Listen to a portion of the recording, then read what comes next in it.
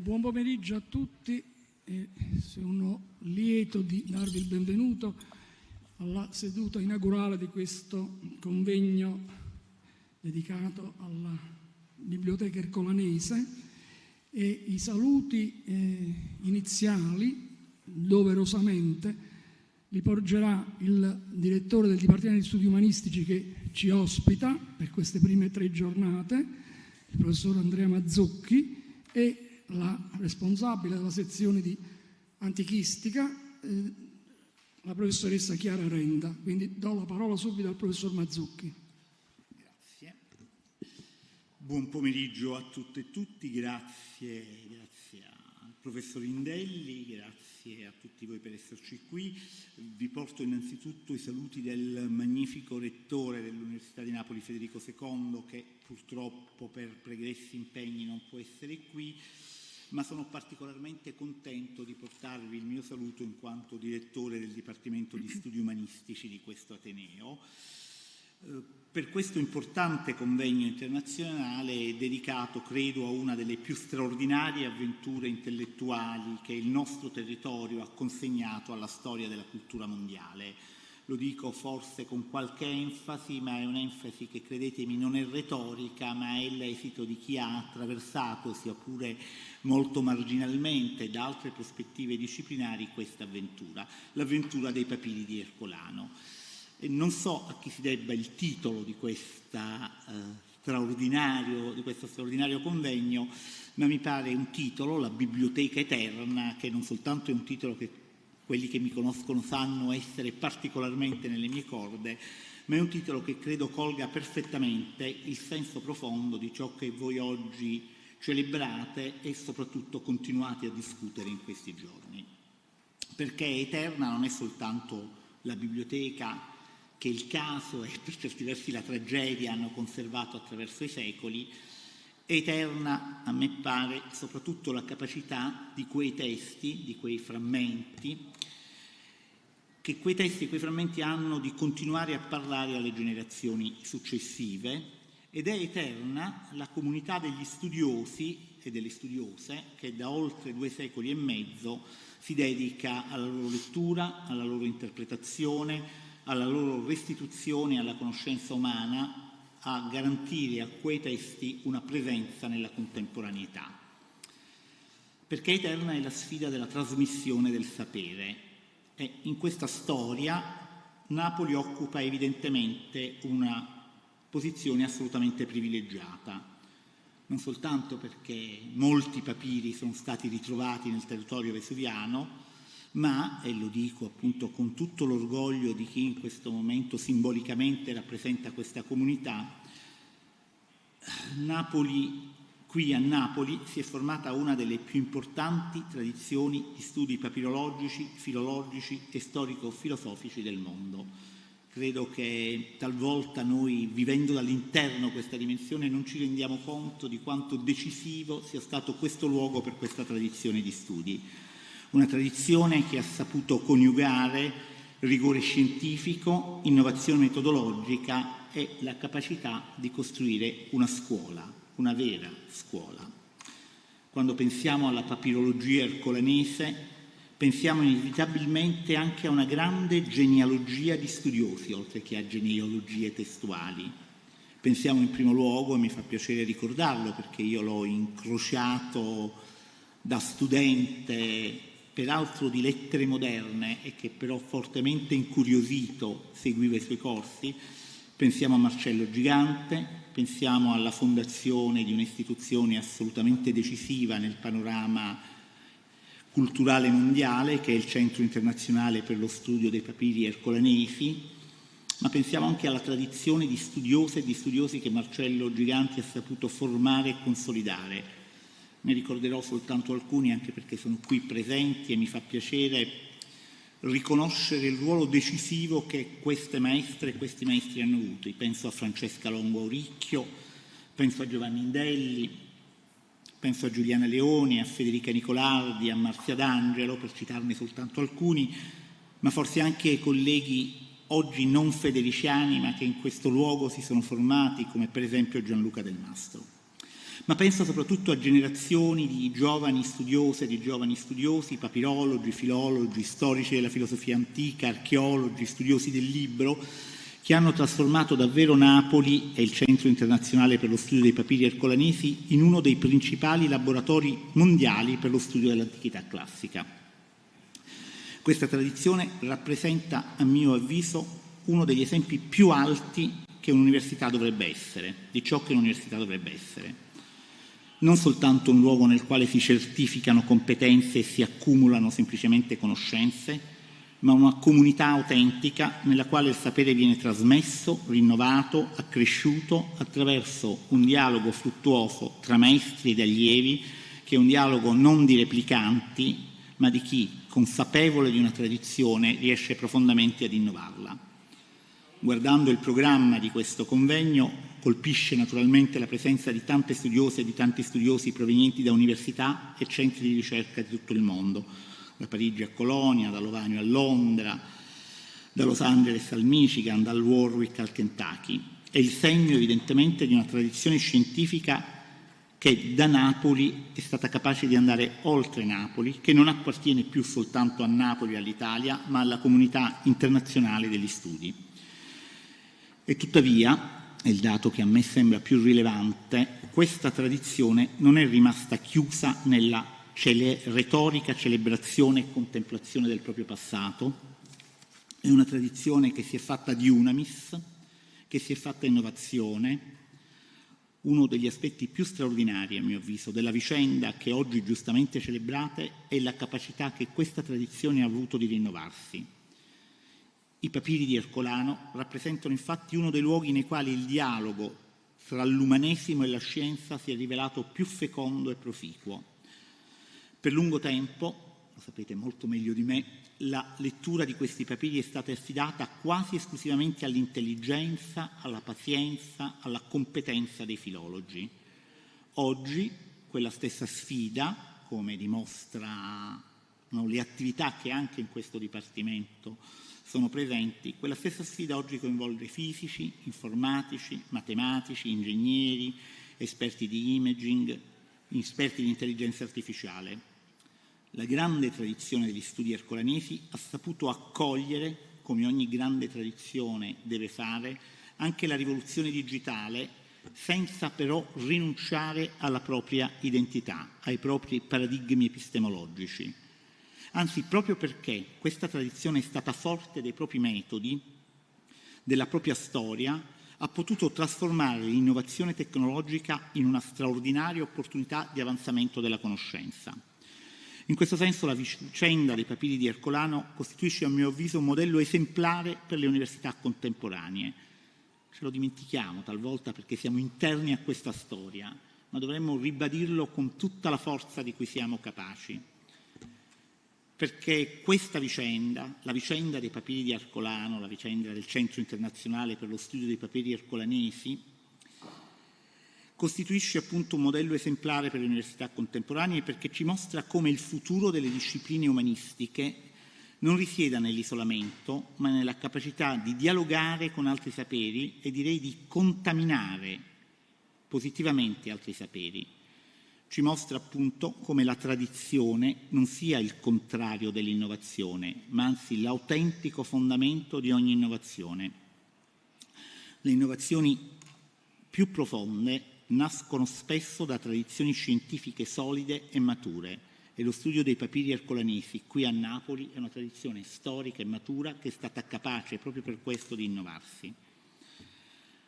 Ma vi è, da direttore del Dipartimento di Studi Umanistici, ma forse, come dire, da studioso e ricercatore di questo Ateneo, un ulteriore motivo di soddisfazione che mi pare importante sottolineare prima di lasciare la parola a chi ha certamente più competenza di me nell'ambito dei papiri ercolanesi, a Chiara Renda, che almeno è un antichista, a Giovanni Indelli e a tutti voi.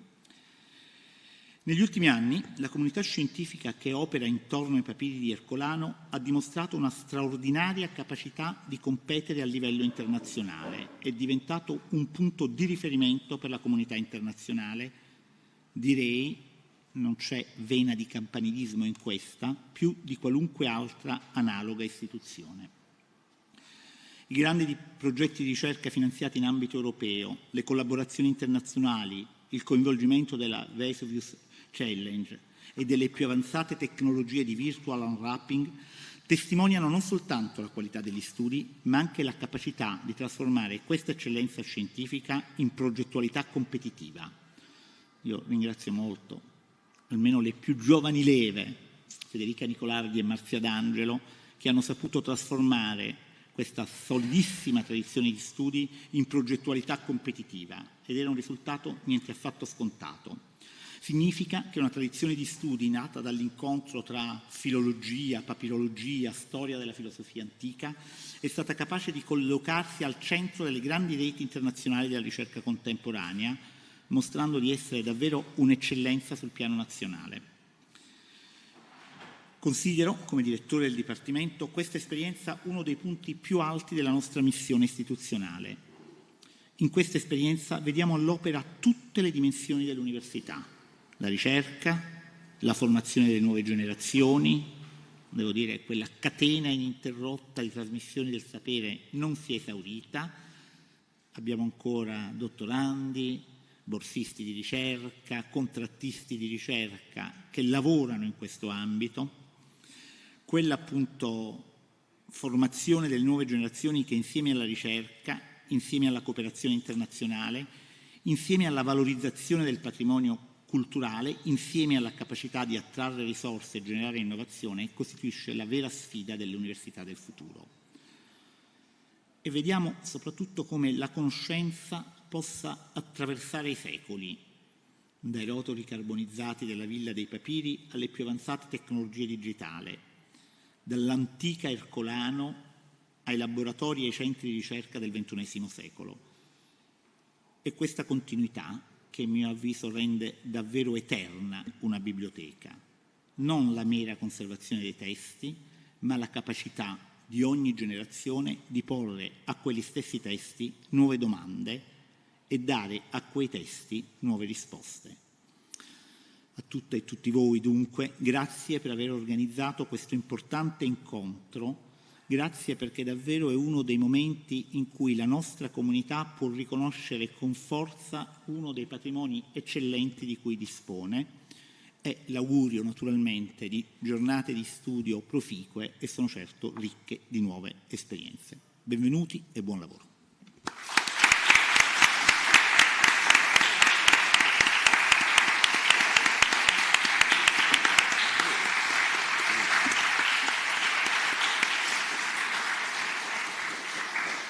Ringrazio molto Andrea Mazzucchi, tu permetti che io ti dica Andrea Mazzucchi, nostro direttore, perché ancora mi considero all'interno. Tu sei uno dei nostri. E adesso ho il piacere di dare la parola a Chiara Renda, che come vi ho ricordato, ma l'ho detto soprattutto per appunto gli stranieri, non per i locali, è la responsabile della sezione di Scienze dell'Antichità del nostro Dipartimento. Prego, Chiara. Cosa posso aggiungere alle parole del nostro direttore, che ha centrato secondo me alcuni elementi salienti di questa esperienza, di questo progetto, dell'eccellenza che ha accompagnato l'organizzazione non solo di questo convegno, ma ovviamente di un progetto di grandissima portata che anche per me, che non sono certamente molto anziana, ma neanche più giovanissima, rappresenta uno sguardo incredibilmente proficuo verso il futuro. Io credo che questa sia proprio la prova del fatto che le nuove tecnologie, se utilizzate nel modo più corretto e nella consapevolezza del sistema di competenze che deve avere lo studioso, lo specialista in determinate discipline, possano portare, in questa sinergia, possa portare sicuramente a dei risultati che a questo punto ci attendiamo veramente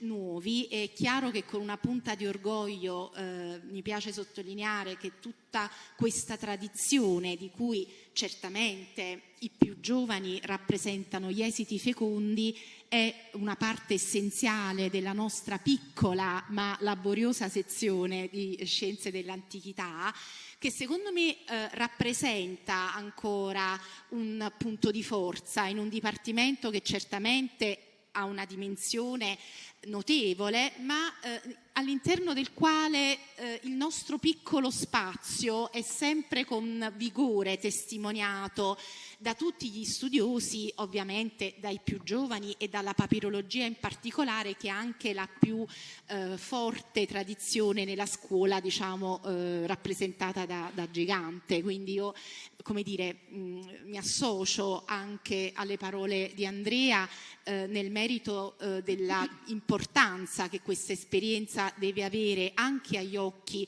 di tutti quanti gli altri studiosi di questo Dipartimento, perché si tratta di un esempio veramente virtuoso di come gli studi classici si siano in qualche modo messi in contatto con le nuove tecnologie, e dunque anche io vi do il buon lavoro, il benvenuto a tutti gli ospiti che sono qui presenti.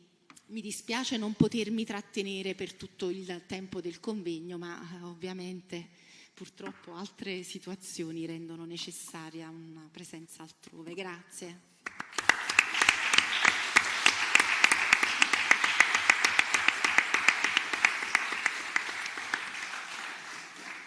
Grazie anche a Chiara Renda per le parole di apprezzamento. Sì, noi tutti facciamo parte di questa sezione di Scienze dell'Antichità, quindi ecco, l'orgoglio c'è, perché comunque è una parte che mostra attività e anche risposta sul piano, ecco, non soltanto locale, non soltanto italiano, ma anche proprio internazionale. Quindi grazie a entrambi di aver voluto salutare il nostro convegno. Grazie, buon lavoro.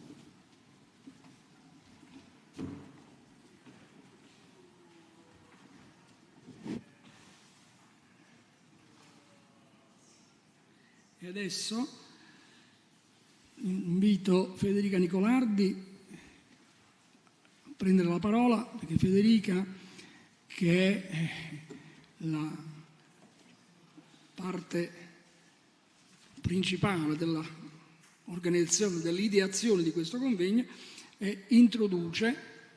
doverosamente introduce il nostro convegno, che appunto si svolgerà durante tutto l'arco della settimana. Quindi prego. Grazie professore, buon pomeriggio a tutti. Grazie mille al professore Andrea Mazzucchi e alla professoressa Chiara Renda per i saluti istituzionali che ci hanno fatto. Devo dire che ho un po' di timore a fare la mia introduzione dopo quella del direttore, perché è stata veramente forse l'introduzione che chiunque desidererebbe per un convegno così importante, che per noi è così importante, che speriamo che lo sia per tutti voi. Naturalmente siamo molto grati al Dipartimento di Studi Umanistici che ci ospita in questi primi 3 giorni di convegno.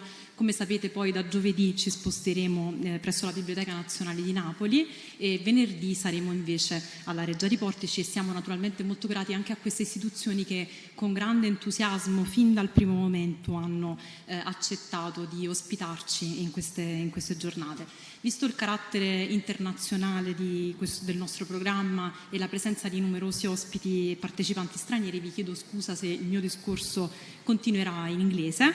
Naturalmente l'italiano, il francese, il tedesco, ma direi soprattutto il greco e il latino saranno i benvenuti nelle relazioni e nelle discussioni, però adesso passo all'inglese in modo che ci possano capire tutti i nostri amici qui presenti. So, about a year and a half ago, Nat Friedman contacted me, and he said that he and the Vesuvius Challenge wanted to support Herculaneum papyrology. And I immediately shared this generous offer with all the co-organizers of this conference, Francesca Longo Auricchio, Giovanni Indelli, Giuliana Leone, Gianluca Del Mastro. And at that point, the basic concept of these days began to take shape. And actually, our starting point was pretty simple. We thought that the Vesuvius Challenge, launched in March 2023 by Nat Friedman, Brent Seals, and Daniel Gross, is an open science collaborative initiative focused, as you know, on revealing texts from the unopened papyri from Herculaneum.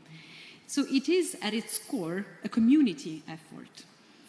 And papyrology, too, has long been sustained by what has often been called the amicizia papyrologorum, as you know, the spirit of collaboration and friendship among papyrologists. So we felt that this was a perfect and ideal opportunity to foster dialogue, exchange, and the sharing of high-quality scholarship, long-standing traditions, and new technologies at a particularly significant moment in the history of this field. And it was also an opportunity for us to bring together all of you, the people who make this discipline such an active and engaging community. So we discussed the plans for this conference, first with Brent Seals and Stephen Parsons, who at the time was the leading the Vesuvius Challenge, and later with Giorgio Angelotti, who now fills this role. And from the very beginning, we imagined this gathering could also provide a perfect opportunity for us to share important new results. We were confident that by the time of the conference, we would indeed be ready to announce new discoveries. And I must admit that there were a few moments where we wondered whether we had been a little bit over-optimistic in planning ahead, but fortunately, it turns out that we were not. And at the same time, we all agreed that this should not be a conference focused exclusively on recent technological developments. As organizers, we wanted the conference to reflect the full breadth of Herculaneum study. So everything that Professor Andrea Mazzucchi was talking about before, our tradition and all the study that has been done in Naples before and in all over the world. And also not only in papyrology. Papyrology certainly is a part, it's important for us, but also the archaeology of Herculaneum and of the villa, which is essential for us for understanding this extraordinary collection and the context in which it was created, in which it was used. And the history of philosophy, of course, which provides many of the tools that we need to interpret texts that are often very fragmentary and always, I would say, very difficult. So in light of the recent successes of virtual unwrapping, it might be, of course, tempting to look back critically on the earlier phases of this discipline and to wish that the papyri had never been opened by mechanical means. But those beginnings are actually the reason why we are here today. The same curiosity, the same determination that guide us today inspired Antonio Piaggio when he first devised his machine to unroll the carbonized papyri. And the future of Herculaneum papyrology will not only concern the unopened rolls. It also lies in all the texts that have been studied for more than 2 centuries, or I should say almost 3 centuries, actually, and that have shaped our discipline. Some of them remain today entirely unpublished and deserve renewed attention. And we are convinced that the remarkable advances we're witnessing today will not create 2 separate Herculaneum papyrologies. Rather, they will enable us to ask new questions about the entire collection and to draw new knowledge from it. In that sense, the recent and certainly transformative advances we will be celebrating in the next few days are not a break with the history of Herculaneum papyrology. They are its latest chapter. As you can see from the program, up to the first session on Wednesday, we will move from Epicurus to Philodemus to the Latin papyri. We'll discuss textual problems, new interpretations and identifications, research that has only just been published, or research that is soon to appear, and the relationships between the texts from Herculaneum and other authors, other traditions, other genres. On Wednesday, we will devote a session to the archaeology of Herculaneum and the Villa dei Papiri, before turning to the application of digital techniques and heritage science to the collection, and to methods that may prove fruitful for papyri even beyond Herculaneum. Thursday, as you have seen from the program, will be dedicated entirely to the new results of the Vesuvius Challenge, and we are deeply grateful to Nat Friedman, Brent Seals, and Giorgio Angelotti for wanting this announcement to stand at the heart of this conference, and to the technical and papyrological teams whose hard work has actually made it possible. Thanks to the wonderful organizational effort of Christy Chapman and the communications team at the University of Kentucky, we will share with all of you and with the media joining us both in person and remotely the latest results of the Vesuvius Challenge. And this will then become the subject of more in-depth technical and papyrological presentations and discussions in the afternoon on Thursday. And we will close on Friday by bringing opened and unopened papyri back into conversation with one another, exploring the new possibilities that both present.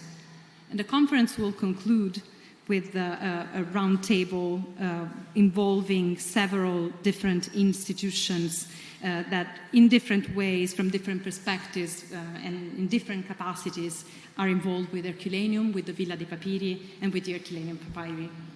So before leaving the floor to the speakers, I don't want to waste too much time with my introduction because I am very curious about hearing you all speaking about Ercolano and our papyri.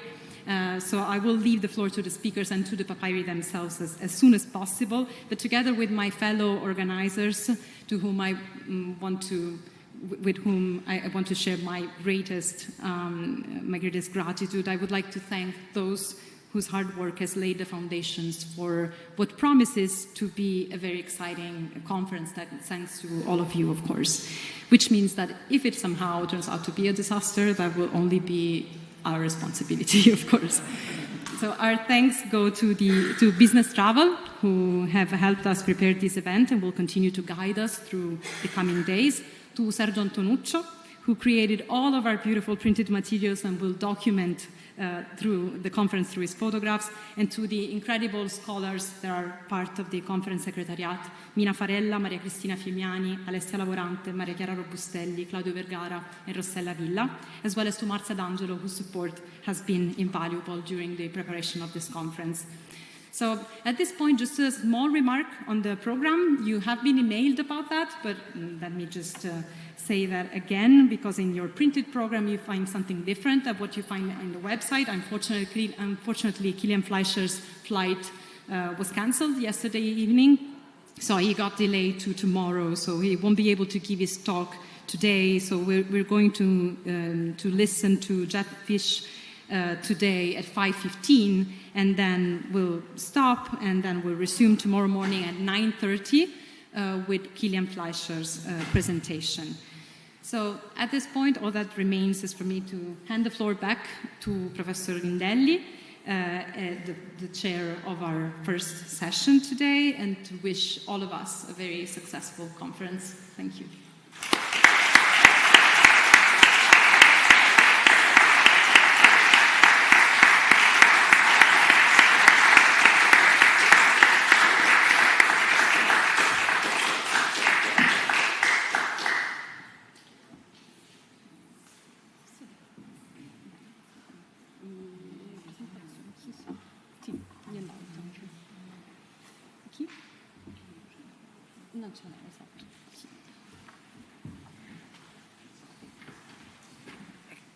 Grazie a Federica per l'introduzione al nostro convegno, che appunto andiamo giusto 2 minuti, mentre invito il professor Rashed e Federico Corsi, venite frattanto qui 2 minuti, perché voi sapete che questo convegno, oltre alla vostra presenza qui, prevede anche la possibilità di essere seguito a distanza, quindi noi ci atteniamo rigorosamente agli orari, nel senso che appunto è previsto che alle 15:45 dobbiamo cominciare, e adesso darò inizio a questa prima sessione.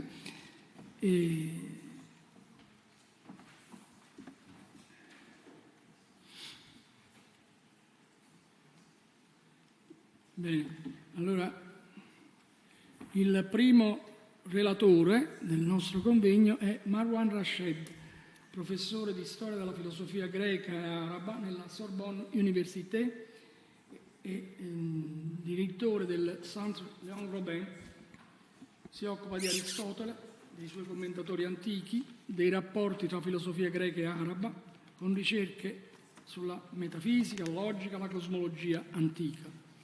Negli ultimi anni ha ampliato le sue ricerche anche all'epistemologia epicurea, con particolare attenzione al libro 28° dell'opera Perifusios di Epicuro. E recentemente, tra il Saint-Robin e il Centro Internazionale per lo Studio dei Papiri Ercolanesi Marcello Gigante, è stato istituito un rapporto di collaborazione scientifica il cui primo frutto è stato un convegno che si è svolto il mese scorso alla Sorbonne, organizzato appunto da Rashed e da altri colleghi e amici francesi, che ha visto appunto che ha visto come tema fondamentale appunto lo studio del 28° libro della natura di Epicuro. Marwan Rashed oggi ci parlerà, la sua relazione è intitolata Le statue de l'infinité du tout chez Épicure. Sono lieto di dargli la parola. Grazie professor Indelli. Allora, ci saranno 2 cambiamenti nella mia comunicazione. Primo cambiamento, il soggetto sarà un po' differente e si tratterà di infinità epicuree per ragioni di tempo soprattutto. E il secondo cambiamento parlerò in italiano oggi. Come sapete tutti, il francese è una lingua morta, pressoché come l'italiano, e allora forse è più chiaro se parlo italiano. Allora, infinità epicuree. Non è possibile in 20 minuti trattare adeguatamente dall'infinito in Epicuro. Vorrei limitarmi a segnalare 2 importanti usi del termine e a proporre una correzione di un passaggio significativo dell'epistola a Erodoto. Primo punto, l'infinito degli effluvi e dei piccoli animali. Giuliana Leone ha richiamato l'attenzione su un uso molto specifico del termine apeiros nel libro secondo del Perifuseos. Epicuro descrive con insistenza i simulacri come apeira, ma anche altri esseri, animali di dimensioni molto ridotte, apeirata zoa ta holos leleptusmena, come vedete, e corpi solidi, steremnia de polla kai apeira. L'esempio di questi animaletti esclude che egli si riferisca qui a qualcosa di diverso da entità in numero finito. Questi testi del Perifuseos fanno eco a Erodoto 47, dove Epicuro evoca l'infinità dei simulacri, così come quella di altre entità non specificate. Ma ho appena cominciato. Il pubblico fugge già. Léon ha osservato che questa dottrina era specifica di Epicuro. Le rare fonti antiche che vi alludono tendono a interpretare questa infinità come una quantità innumerevole. Plutarco ripete e apeiria caità eidola, l'infinità e i simulacri, con myrion eidolon, migliaia di simulacri. Anche Cicerone evoca un'infinità simillumarum imaginum species ex innumerabilibus individuis, forma infinita di immagini molto simili a partire da individui innumerevoli, che gli esegeti recenti hanno interpretato nel senso, peraltro ben attestato, di not specified, indefinite oppure unbestimmt. Pertanto, quando Epicuro afferma che la dimensione dell'universo e il numero degli atomi che esso contiene sono infiniti, si tratta di insiemi innumerevoli come può esserlo quello dei numeri naturali. Non esiste un numero finito attribuibile alla dimensione dell'universo né agli atomi che lo compongono, ma quando afferma che il numero di certe entità, come certi animaletti, è infinito, intende dire che il loro numero finito è al di là della nostra umana comprensione. Secondo infinito B, l'infinito ordinato dei numeri contro l'infinito disordinato delle configurazioni. Questo è il nuovo punto della mia intervenzione oggi, l'idea di un infinito delle configurazioni atomiche. Un altro testo importante per la ricostruzione dell'infinito epicureo. Rappresentando una nuova sfaccettatura del concetto, esso ne chiarisce retrospettivamente le altre. Alla sua difficoltà filosofica si aggiungono ostacoli filologici difficilmente superabili. Si tratta del passo dell'epistola a Erodoto, in cui Epicuro evoca il numero, la dimensione e la forma degli atomi, paragrafi 42 e 43. Secondo l'interpretazione tradizionale, che si trova dappertutto. Epicuro combina l'infinità del numero, la limitazione delle dimensioni e la finitezza del numero delle forme o configurazioni. È infatti ciò che sembra emergere da una prima lettura. Ecco il testo greco convenzionale e una traduzione. Leggo la traduzione italiana.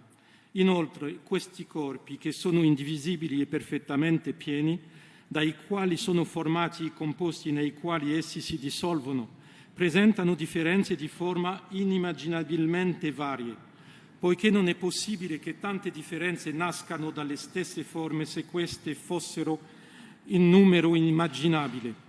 Per ogni specie di forma, inoltre, il numero degli atomi simili è assolutamente infinito, mentre il numero delle loro diverse forme non è assolutamente infinito, ma semplicemente inimmaginabile.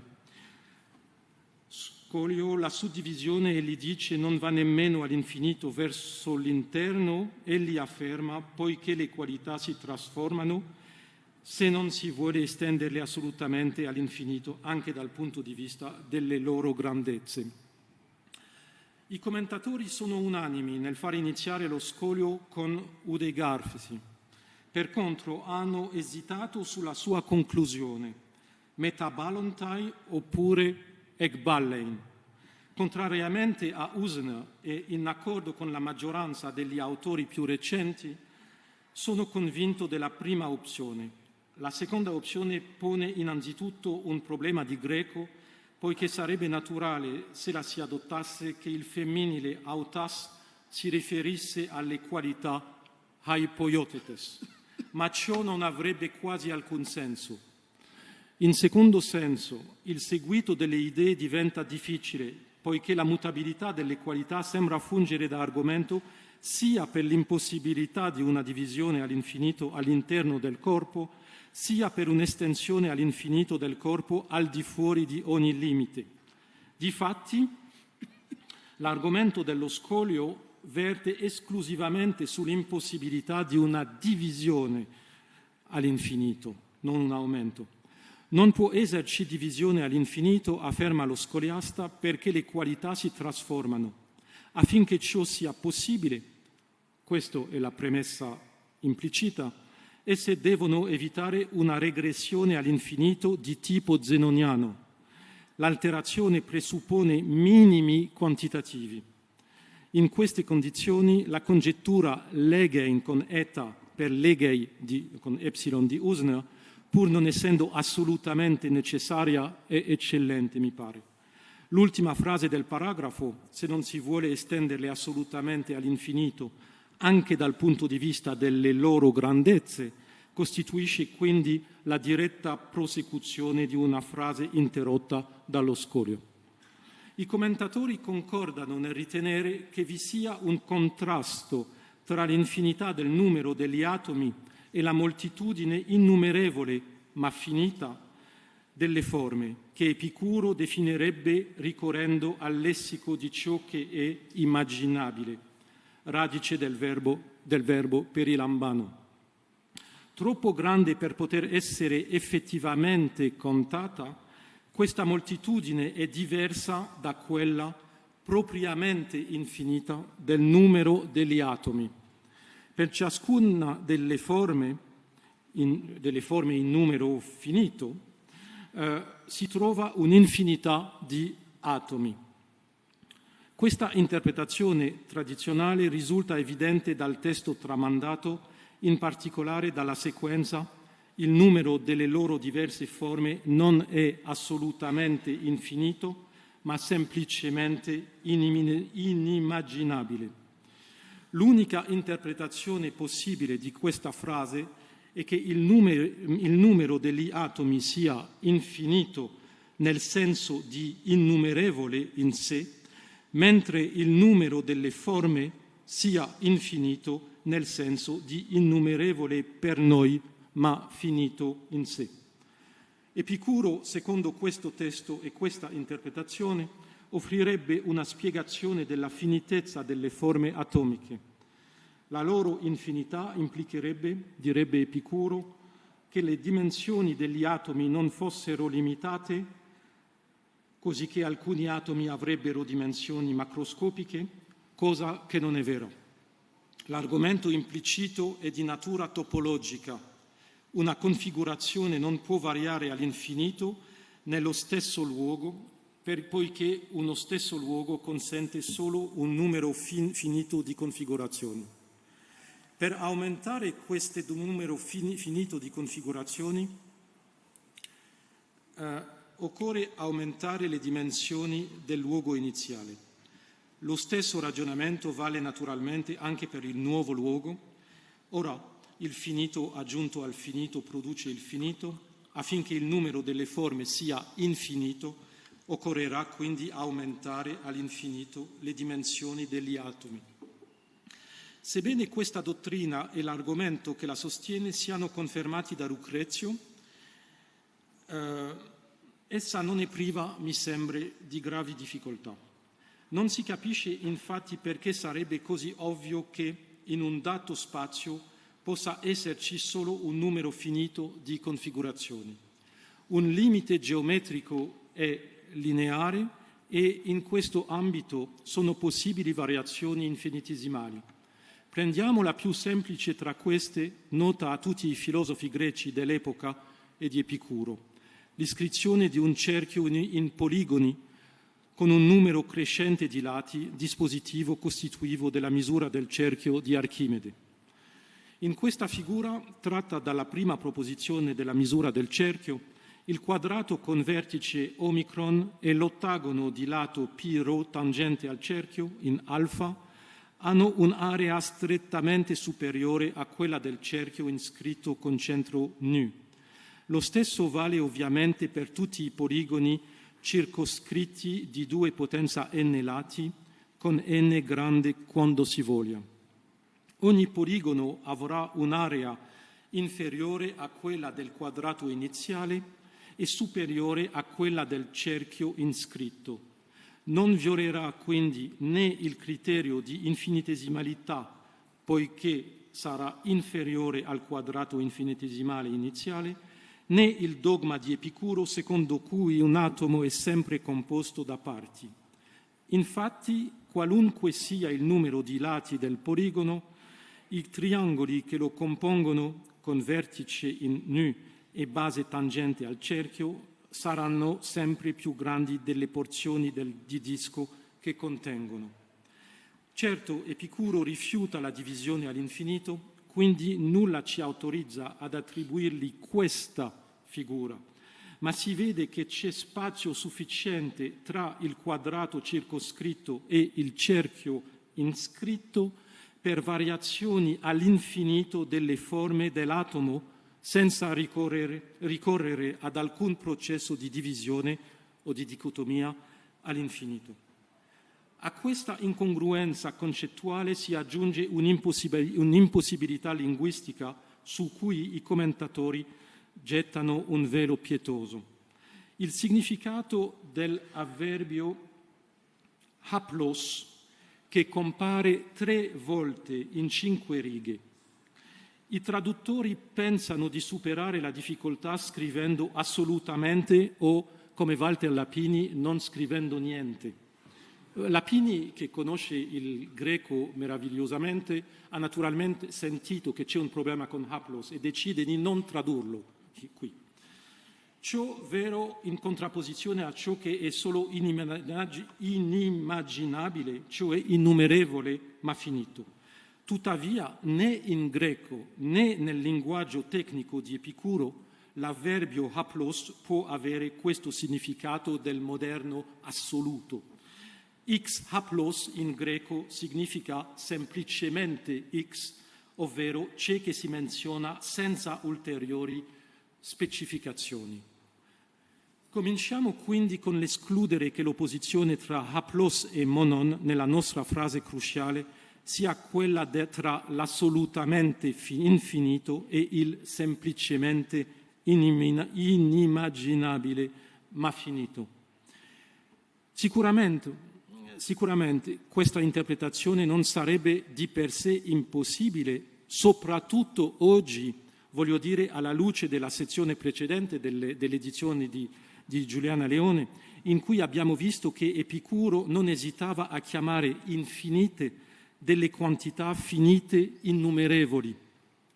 E tuttavia autenticamente epicurea? Non credo, a causa dell'argomento archimedeo già menzionato, o, per dirla con maggiore rigore, a causa del suo superamento atomistico. Epicuro ribatterebbe a qualsiasi interpretazione realista dell'argomento eudoseo dell'esaurimento che la divisione all'infinito dei lati del poligono circoscritto è impossibile. Invece Epicuro si riterrà autorizzato a postulare tra il quadrato e il cerchio un'infinità inimmaginabile di curve chiuse senza contravvenire al suo rifiuto della divisione all'infinito. E qui, e non in oziose considerazioni sulla dimensione degli atomi, che raccomando di collocare d'ora in poi la controversia tra Democrito ed Epicuro. Mentre Democrito fa intervenire l'infinito senza ulteriori specificazioni e si allinea così a una dottrina che vede nel cerchio il limite omogeneo di una poligonizzazione all'infinito, il cerchio come poligono con un numero infinito di lati, Epicuro mantiene la distanza tra i valori che incorniciano e il valore incorniciato, come gli consente la sua dottrina intuizionista della negazione. Se le aree dei poligoni inscritti e circoscritti alla curva tendono all'infinito verso uno stesso valore, il valore dell'area sotto la curva non è disuguale da quest'ultimo, il che da Epicuro non equivale a dichiararlo uguale. A questa constatazione puramente teorica si aggiunge il fatto che lo scoliasta, pur essendo ben informato su Epicuro, sembra infatti che consulti ancora il Perifuseos, non fornisce alcun parallelo a questo passaggio dell'epistola a Erodoto. Nello scolio occorre prestare attenzione al Ude, nemmeno. Terza linea dalla fine, Udegar fesi. Lo scoliasta legge in Erodoto 43 un'affermazione di Epicuro che sembra giustificare l'impossibilità di atomi macroscopici e cerca nel corpus epicureo una spiegazione.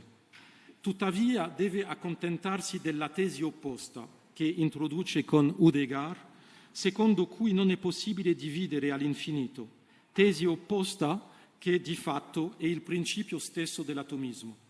Ora, quest'ultima non è che una giustificazione parziale della tesi che lo scoliasta ritiene erroneamente epicurea.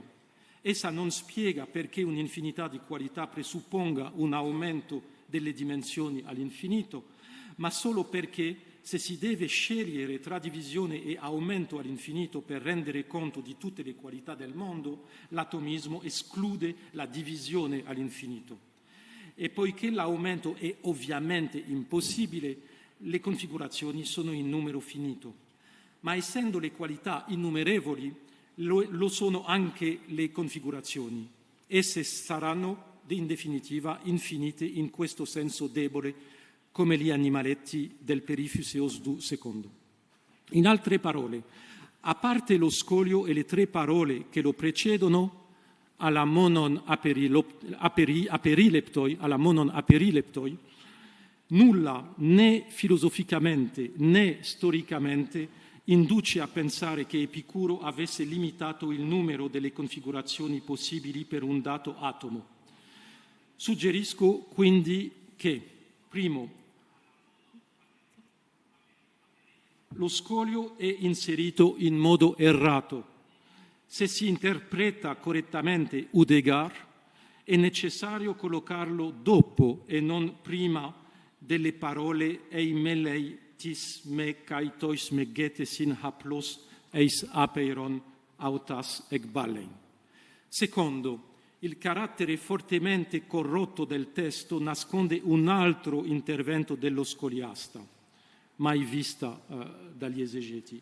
Quest'ultimo avrebbe iniziato a intervenire prima della porzione che gli viene unanimemente attribuita e bisognerebbe riconoscere la sua mano già a partire dalle parole alla monon aperileptoi.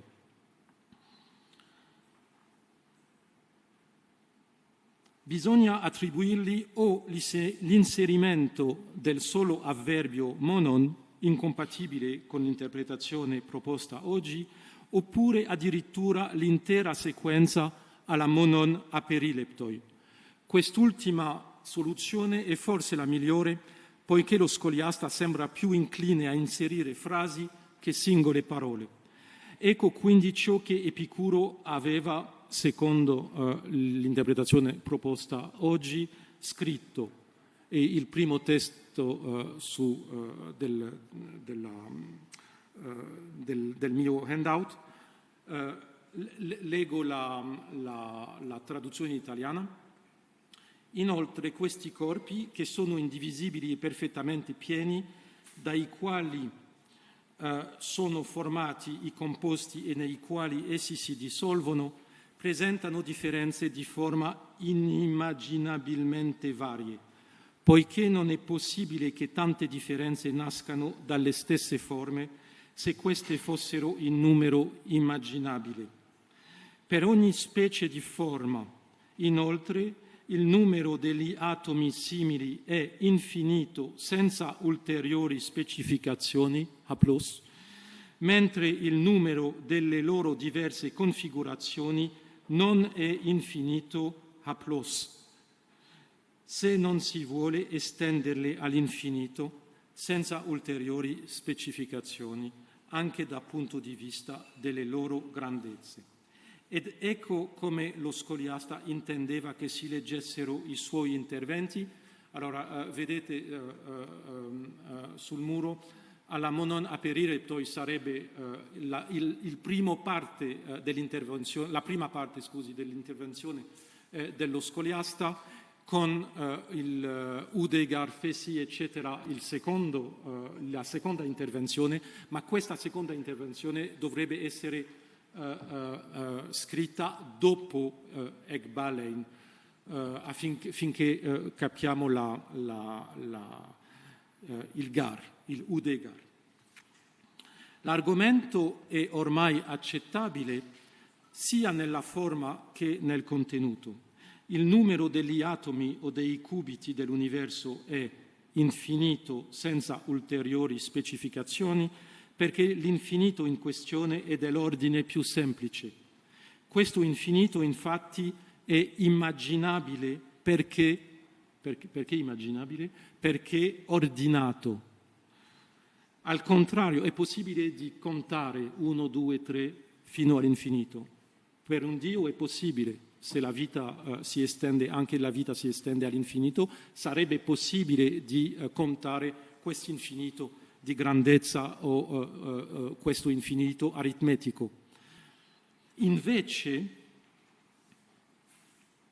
l'infinito configurazionale sottostante alle variazioni infinitesimali dei contorni atomici non è ordinato, ed è per questo motivo che è inimmaginabile. Non c'è una regola per costruire le curve in questione. Esso è prodotto da variazioni lineari infinitesimali senza regola.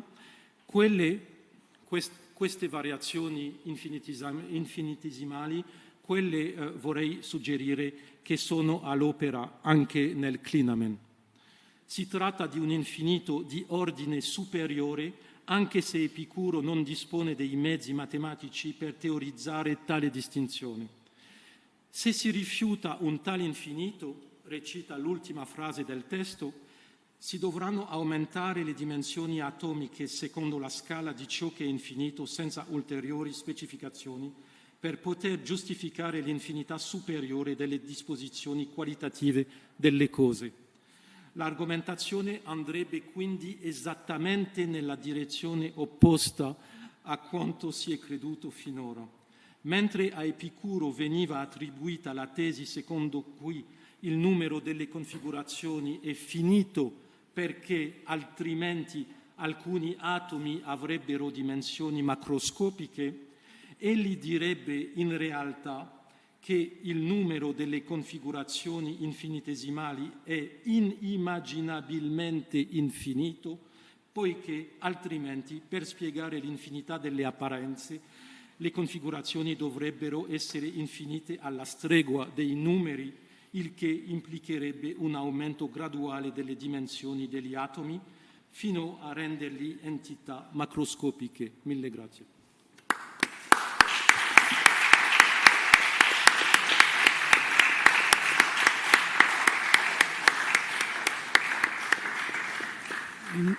Ringrazio Marwan Rashed per questa relazione che funge un po' da introduzione al nostro convegno. Abbiamo alcuni minuti per il dibattito, per gli interventi, e quindi invito ma sono anche quelli da casa, possono dire come dove risulta?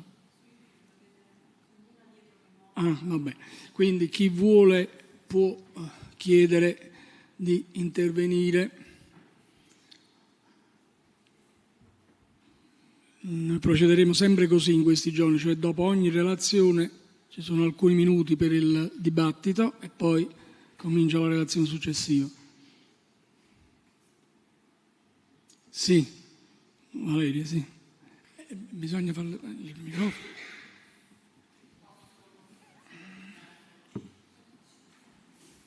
O vieni qua o... sì, là, sì.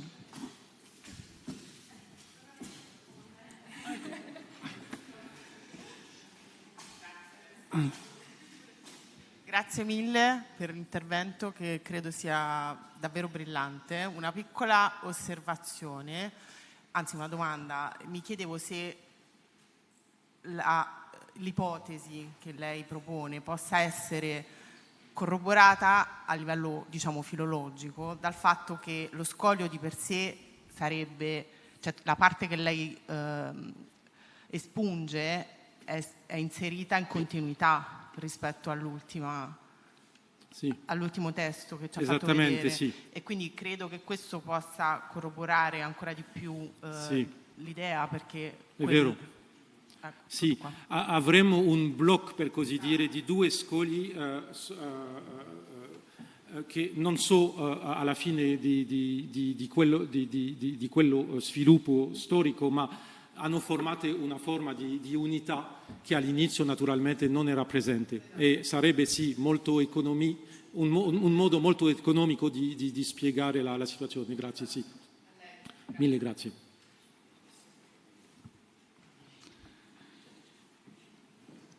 Sono altri interventi?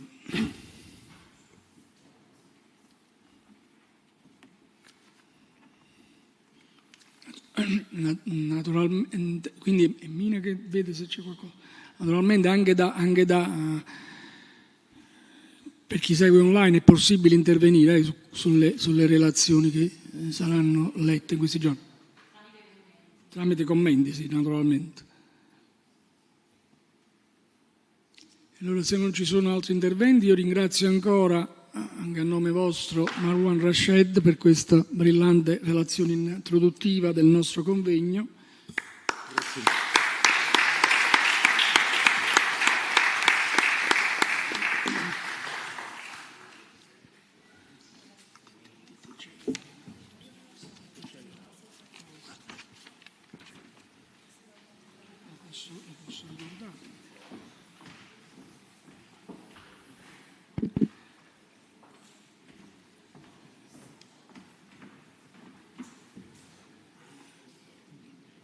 Prima di dare la parola a Federico Corsi, ricordo o comunque informo che nelle borse che sono state date al momento della registrazione c'è l'handout dell'intervento di Federico. Naturalmente ci sono anche qui disponibili altre copie.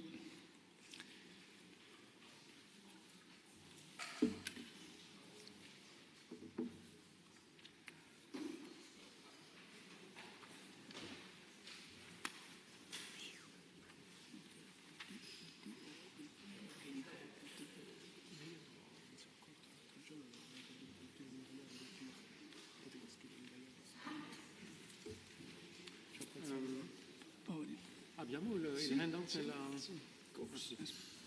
No, dovrebbe essere qui, aspetta.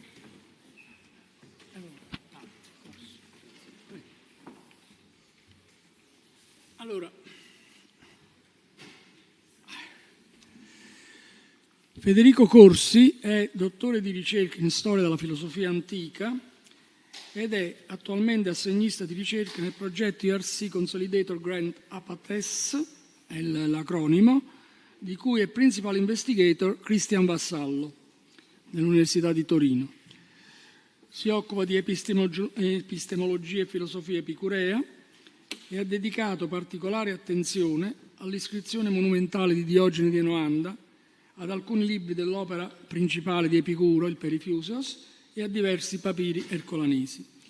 La relazione che Federico Corsi presenta oggi è intitolata Elementi per una riconsiderazione sull'identità di Apollofane nel papiro ercolanese 19698, colonna 18a B Monet.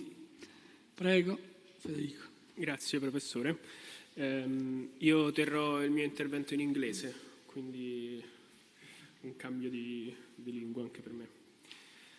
In my paper, I will examine columns 18 and 19 of Philodemus' so-called On Sensations, and I will investigate the identity of the Apollophanes quoted in it, in view of the new edition of the fragments of Apollophanes of Antioch that I am preparing together with Cristian Vassallo within the Apates project.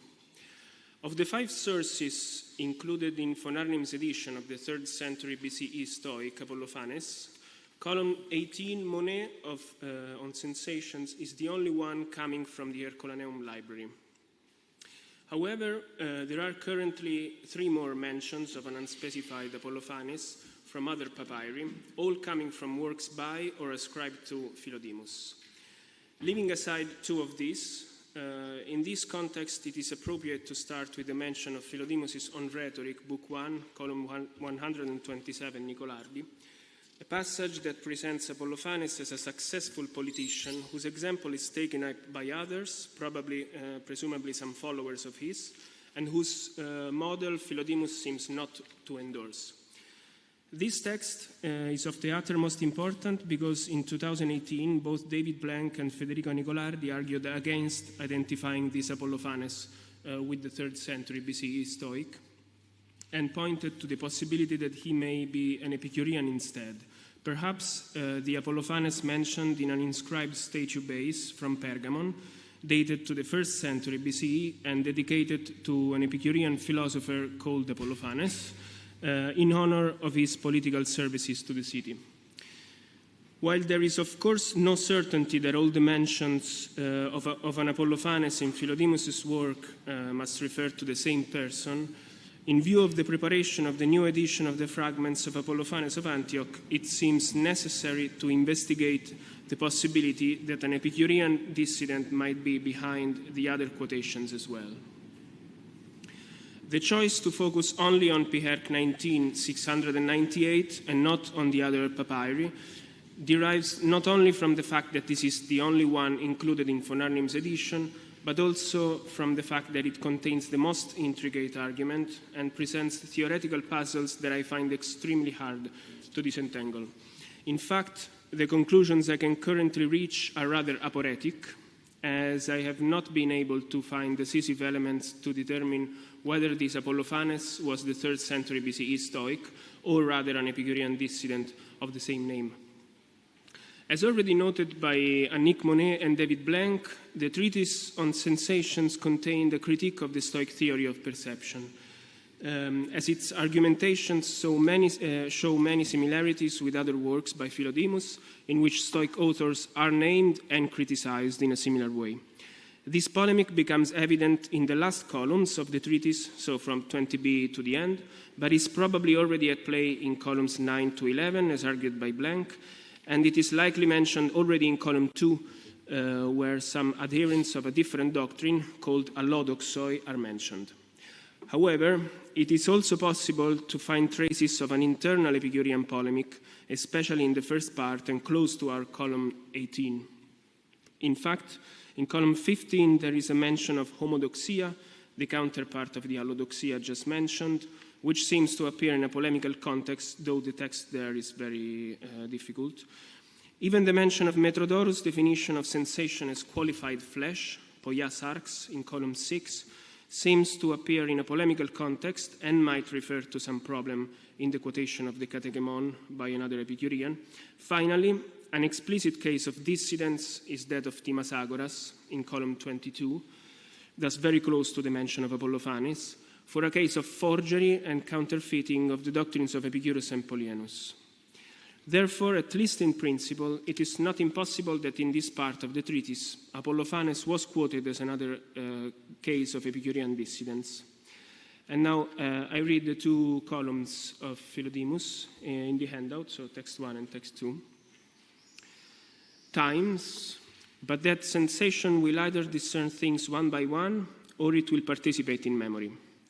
Apollophanes, moved by the plausible, while he was ashamed to also attach memory to them, he accepted that they participate in analogy, so as to assign to it also a distinct perception of what is no longer, the diastasis tu meketontos, which is the core problem of my intervention, as if in order for us to preserve evidence, it were necessary to throw other evidences away, or if it were possible to purge this one for what differs, and so on. I skip to the second column, so to the second page. If the senses participate in analogy, which belongs to memory. It is clear that memory belongs to reasoning and brings everything into confusion, for they saw that it was not easy to defeat the argument against sensible motion, which has its foundation outside. I included both columns in the handout because they are consecutive and they likely preserve different stages of a single argument. Both column 18 and 19 open with the problem of the relation between sense perception and memory or analogy. And the same issue reappears in the lower part of column 18, so at the bottom of page 1, so that the discussion of this precise issue spanned over both columns. The consequences drawn from such a problem also span over the two columns, as in column 18, lines 12 to 18, so at the end of part A of the column, participation between sense perception and analogy is said to imply an unjustified rejection of evidence, and this, in terms consistent with Epicurus' own words, leads in the following column, 19, lines 5 and 6, to the confusion of everything. So panta pragmata interacting. These consequences are clearly tied to the status of sense perception as a criterion of truth in Epicurean doctrine, which is in turn grounded precisely in its irrationality. If then columns 18 and 19 preserve successive stages of the same argument, then the mention in column 19, lines 6 to 11, of a logos katates aistetes kinesios exokatestos, that is an argument on or against sensible motion, becomes crucial. It is introduced by Gar, and it seems to mark the consequences of the preceding claims, and this is especially significant because time, sensation, memory, and analogy, which are all the concepts that are mentioned in these columns, are all compatible with a discussion of the problem of motion and of our ability to perceive and conceive it. So aesthetic kinesis. My starting hypothesis then is that the relation between sense perception and analogy and or memory was discussed also in column 18 in the broader context of whether and how sense perception can grasp motion, the aesthetic kinesis just mentioned. The passage at column 19, lines 6 to 11, adds two more important indications for understanding Philodemus' argument. First, that the argument on sensible motion was seen by someone, Heoron, in line 6, as not easy to refute.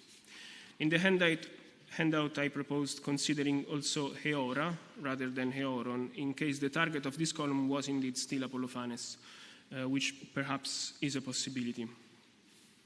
Second, these lines indicate that the argument was exokatestos, which may suggest that it rested on different premises or on a different doctrine. What emerges then might be something like a three-level polemic. First, an argument on sensible motion. Second, someone who recognized its force and attempted to answer it, though starting from different premises than those of the argument. And third, Philodemus' own refutation of that second response. This leaves us with two possibilities. If Philodemus' opponent was a Stoic, then the external argument was presumably Epicurean, and Philodemus replied to an attack against the Epicurean account of sensible motion. If the opponent was a dissident Epicurean, then the external argument was presumably Stoic, and Philodemus was exposing the error in that Epicurean's attempt to refute the argument. A further difficulty, of course, is the kata introduced in the argument, as it may mean both against sensible motion, as translated by Blank, and concerning sensible motion, as translated by Monet in her edition. I found it extremely difficult to choose between these options, considering how little explicit evidence survives for either the Epicurean or the Stoic account of sensible motion. Overall, the problem is to understand the meaning and the function of the diastasis tu meketontos, which is mentioned in column 18, lines 10 to 12. The distinct perception of what is no longer that Philodemus ascribes to Apollophanes, perhaps as an explanation of sensible motion. While we do possess some texts that allow us to hypothesize how the Epicureans and the Stoics conceived the perception of duration and how the Stoics defined motion, no source explicitly states whether they regarded movement itself as graspable by sense perception. It is thus difficult to have a clear picture of the problem. In Epicurus, the passage I included as text 3 of the handout clarifies that the tupoi, causing sense perception, produce the fantasia to synechus, the image or representation of continuity. This is probably to be explained through the fact that perception does not consist in the reception of isolated simulacra, but of a continuous stream of them, the aporroia, which due to its extreme speed does not appear in staccato, so to say, but as a continuum.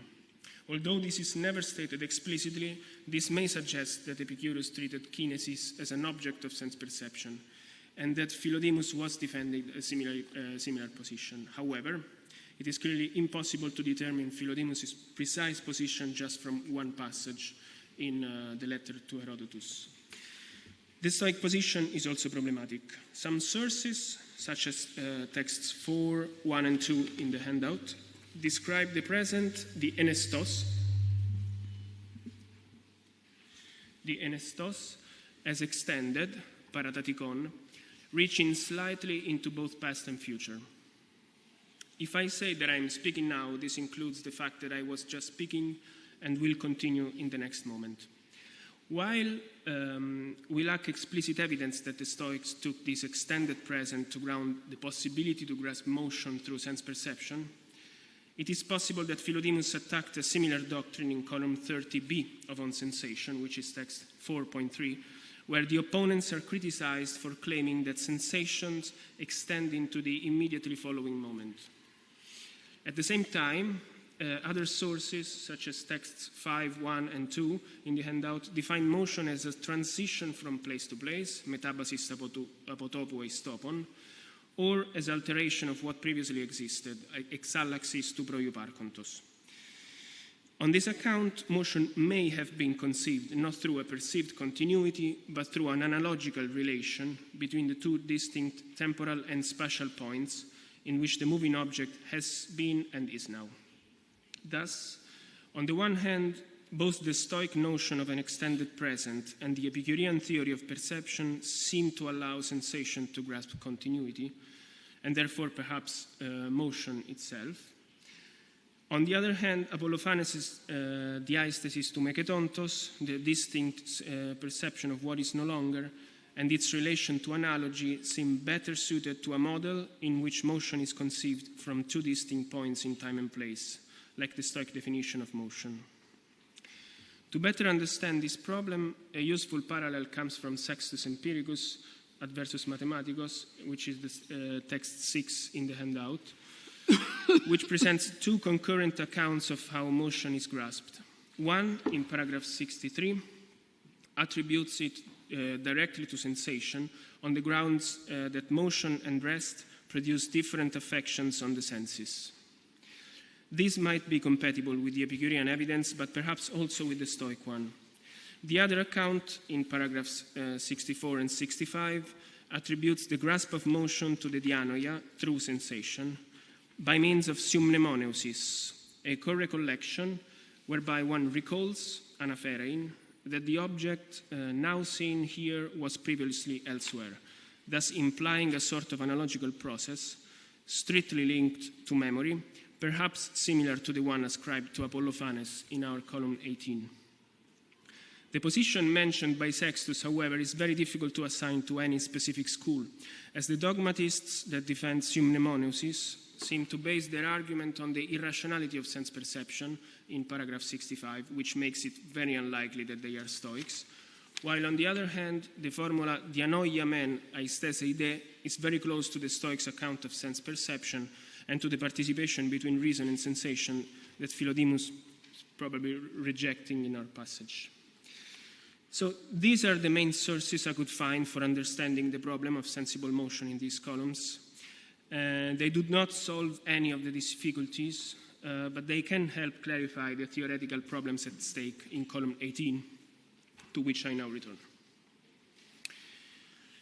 The argument in column 18 begins in lines 1-3 with an alternative. Either sensation discriminates things one at a time, or it participates in memory. The evidence suggests that this opposition may have been common ground between Epicureans and Stoics, since Epicurus treated it as an explicit out-out, while the Stoics held that sensation concerned only the present. Apollophanes' move in the following lines may therefore be understood as an attempt to account for motion without abandoning this principle. In lines 4 and 5, Apollophanes is described as moved by the plausible, eupotou pitanou kineteis. If he was the Stoic, this may simply refer to the plausibility of the premises of his argument, as opposed to truth. If he was the Epicurean, Pitanon may instead point to the persuasive force of the opponent's argument he was trying to refute, which may have led him into a claim incompatible with the Epicurean position favored by Epicurus, by Philodemus. If the issue is indeed sensible motion, Philodemus may also be making a pun in these lines, as Apollophanes is moved within an argument about motion. In lines 6 to 8, Apollophanes is said to have felt shame at allowing sense perception to participate with memory, and this too can be read in either way. If he was the Stoic, and since the Stoics did allow sensation to participate with reason, though perhaps not explicitly with memory, the remark may be an ironic concession. Despite his other errors about sensations, at least he shrank from explicitly extending its scopes that far. If he was the Epicurean, that shame would be entirely understandable, since such a claim would contradict an Epicurean taboo. Lines 8 to 12 contain the core of the argument. In the context outlined so far, I think the phrase diastasis to meketontos admits at least two interpretations, either a distinct perception or a prolonged perception of what is no longer. If Apollophanes was trying to explain motion on the basis of perceived continuity, then the preverb dia may suggest the persistence of sense perception. This would fit the Stoic idea of an extended present, and perhaps also Philodemus' criticism in column 30b of the persistence of perception into the immediate future. Yet, it is hard to explain why such a prolonged perception, which would itself give the information about the continuity between present and immediate past, should then be used by analogia, that is, by a rational comparison or rapport with the present. Because of this, dia may more reasonably imply distinction, as it usually does in Epicurean terminology, and together with analogia, it might point to a conception of motion based on the simultaneous grasp of two distinct points in time and place, one present through immediate sense perception, and one past through the diastasis. As for Apollophanes' allegiance, if he was the Stoic, this text may preserve a Stoic account of motion similar to the one reported by Sextus, but replacing anapherein and symnemoneusis with analogia and diastasis. A difficulty, however, is to understand why a Stoic, for whom all cognitive processes are rational and thus interconnected, should avoid allowing perception to participate in memory, or should not simply make analogia work with both perception and recollection.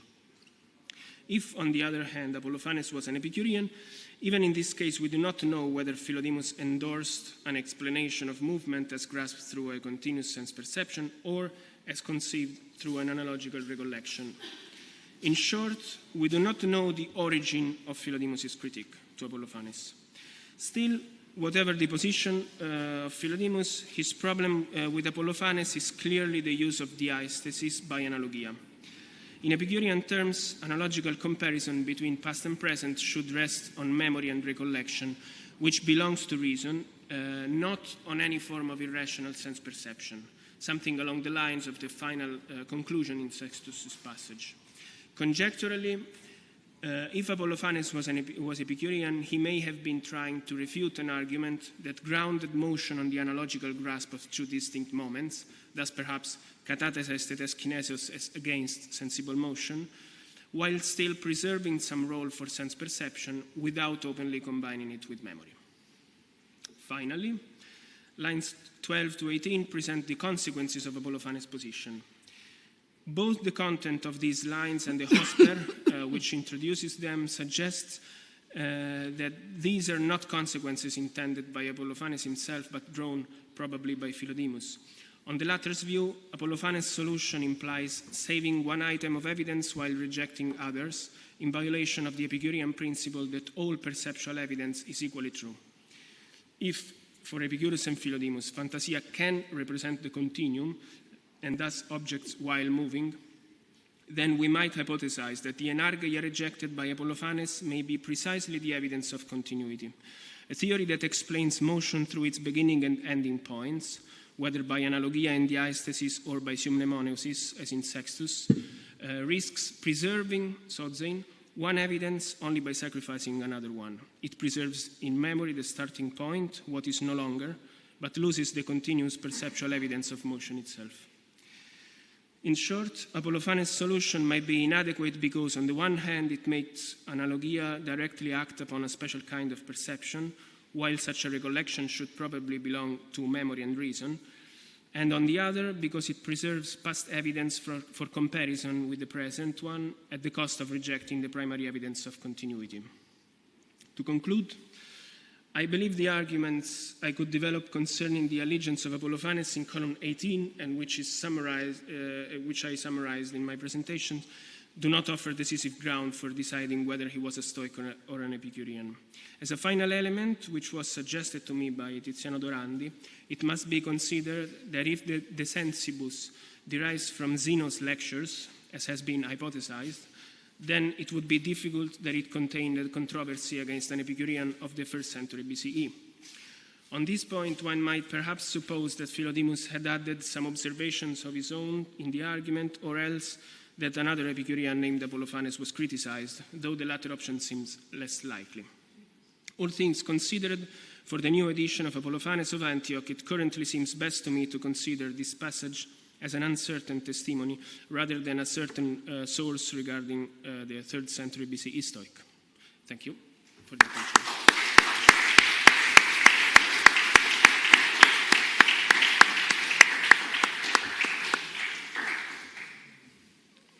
Grazie a Federico Corsi per questa appunto riconsiderazione di testimonianze su Apollofane e l'identificazione possibile di questo personaggio.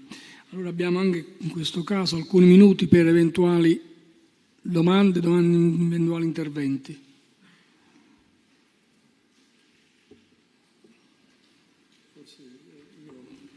Marwan. I have a question about your first text, Yuan, and about the way to translate the diastasis. So my question is extremely simple. I mean, you made the choice to translate it by, sensation, as if it were aistasis. It is because, you wanted to remain prudent, or there is, good reasons to do that, or might it be that, I mean, diathesis could be something extremely, I mean, precise and could, I mean, have some kind of opposition or contrast, at least, with aesthesis? Yes. Thank you. Thank you for the question. Yes, I think diathesis should refer to this distinct perception. The main reason for me to translate it that way would be the use, as far as I know, there is no other mention of the noun in Greek, so but there are some uses of the verb in Aristotle and in Plato, and they usually mean to perceive something distinctly. So it's normally used with diaphora and diaphoras. And so I opted for a distinct perception because if the I mean, I don't know if my reconstruction about sensible motion is correct, but what is sure is that it refers to a past moment, and so I take this diathesis as something which perceives, so the diathesis to meketontos as something specifically perceiving something as distinguished from the present, whatever that may be. I don't know if I... Thank you. Thank you. Thank you. I mean, in your distinct perception, the distinct is the dia. Altri? Sì. Prego. Thank you very much. Just briefly, looking at the Epicurus letter from Herodotus, it looks like in that passage that you have, he runs through Aristotle and Empedocles with the color of both color and shape by means of the air between us. That sounds Aristotelian. And then the effluences, I think, are clearly Empedoclean. And one thing that I'm wondering is, with the emphasis on recollection, is there Platonism involved in this reading in some way? Is that a participation in recollection and memory? I'm just wondering if you've thought about that at all. You mean in the text about Apollophanes in Philodemus, or in the... Well, coming out of the letter to Herodotus, is it possible that, I think it's on the first, with the participating in analogy and, yes. and the lines, as you were looking at 8 to 12, that made me think of things like the analogy of the sun, and participation made me think of Platonism. I'm just wondering if there are other schools of thought besides Stoic or Epicurean that could be relevant in Philodemus or in Apollophanes. Yes, thank you for the question, because yes, that's actually I did not consider Plato because I simply stayed on this level of anti-Stoic polemic, and so this kind of rejection of that kind of position. But I believe probably I should have thought about it, and also in the possibility that something in the Stoic doctrine might refer to something like. But yeah, I don't know very well how to answer to that question, because I have never thought about it in the analogy with the past. Because if you refer to recollection, so the meno or something like that, or the Phaedo, it would be I would need to, which is of course possible, but I would need to think about a completely different context for understanding the passage, because if I read it in the context of sensible motion, then it should be totally empirical as a research. And so, I don't know. Yeah. Thank you for the suggestion. Maybe, yes, thanks. C'è tempo ancora per un altro intervento eventualmente. Federica, scusa. Thank you so much. I have a question out of curiosity on the end of the first passage you quote in your handout. I was wondering about the very last line. So I was caught by the papyrological feature in it. So the fact that there is a correction there, which is kind of interesting because as far as I could see, the scribe had written anairuson and then corrected anairumenon, which doesn't look to me as a correction by simple scribal mistake because it's a change from the active form to the middle or passive form. So it is translated as a passive. I was wondering, what do you expect at the beginning of 18? Because the text, it's a bit strange. So it says osper and then he and then e kataper. So there is this change between osper and then kataper. And then there is this anairumenon that you translate destroyed because you interpret it as a passive. I was wondering if it could be a middle and the change is not because there was a scribal mistake, but rather because there is a change in mind of the author, as sometimes happen, or perhaps the scribe was copying from a copy where the two variants were added, so there were two different possibilities for the text. So what would you expect for the text after the break? And I know it's an open question, but I was trying to understand this of those destroyed, which I don't understand very much. I don't have an answer okay, no, in this case, but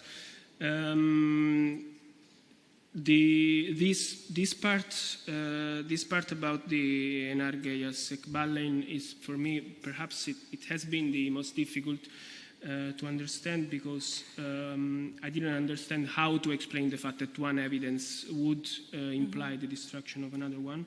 So in this case, I must admit that I simply read the passive as something very similar to the Enargeia, which has been rejected as Ekballein. If it's destroyed, the only link that I could find is with actually the lower part of the column, but this is pure speculation because it mentions dreams. And that's also another part of the column which I found very, very difficult to explain. But there is, if the argument is motion, then there might be a parallel with Lucretius when he explains how it is possible that we dream something moving and a motion after another one. And then, if I don't remember correctly, but I am trying to remember, so I'm not sure about it, but he mentions the possibility that when you dream, you can see something moving, but also something passing from male to woman, for instance, and so the destruction of what was before. I don't know if that makes any sense, but if there was a continuity and if that was a discussion about motion, then you would need to be able perhaps to explain how you can grasp motion in your dreams and why dreams are true. And so perhaps if it were active, it might be the following simulacrum destroying the previous one, and then, but here it's the answer I could think about now. Thank you. Bene, allora si conclude questa prima sessione del convegno. Ricordo, come vi è stato già detto da Federica, ricordo soprattutto, voglio dire, a chi è collegato a distanza, che la seconda sessione, che avrà inizio alle 5:15, alle 17:15, 5:15, prevede l'intervento, la relazione di Jeff Fish, perché Kilian Fleischer è stato impossibilitato a raggiungere Napoli entro la giornata e quindi la sua relazione è stata posticipata a domani mattina alle 9:30. Grazie e a più tardi.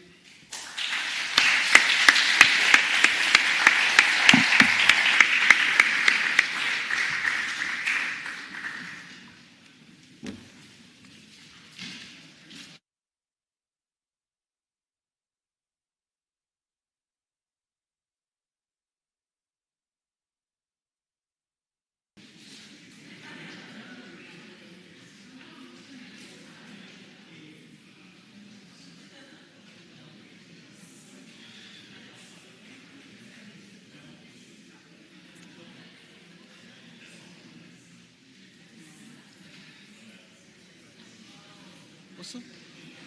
Okay. Okay. Welcome everybody to the second session of this wonderful conference. I'm very glad and I feel very honored that I have been asked to chair it. Our first and only speaker today of this part of this session is Jeffrey Fish.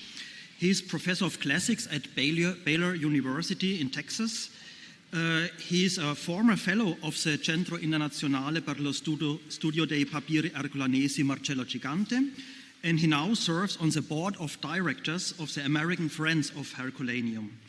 He has published extensively on Herculaneum papyri and their significance for the classical tradition, and especially also on De Bonorege, and he is currently preparing an edition of this work of Philodemus, and his lecture today is related to that work. Jeff, the floor is yours.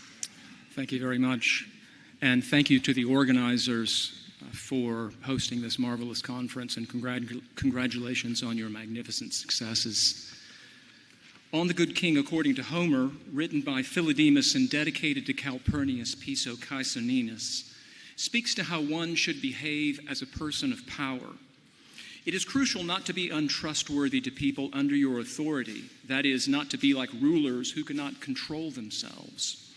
Philodemus's treatise addresses the somewhat predictable categories of sex, food, drink, and emotions, but also ones less commonly treated in rulership literature. One must not be like those who are unable to restrain their speech, who make boasts which damage their reputations, or those who, in the elation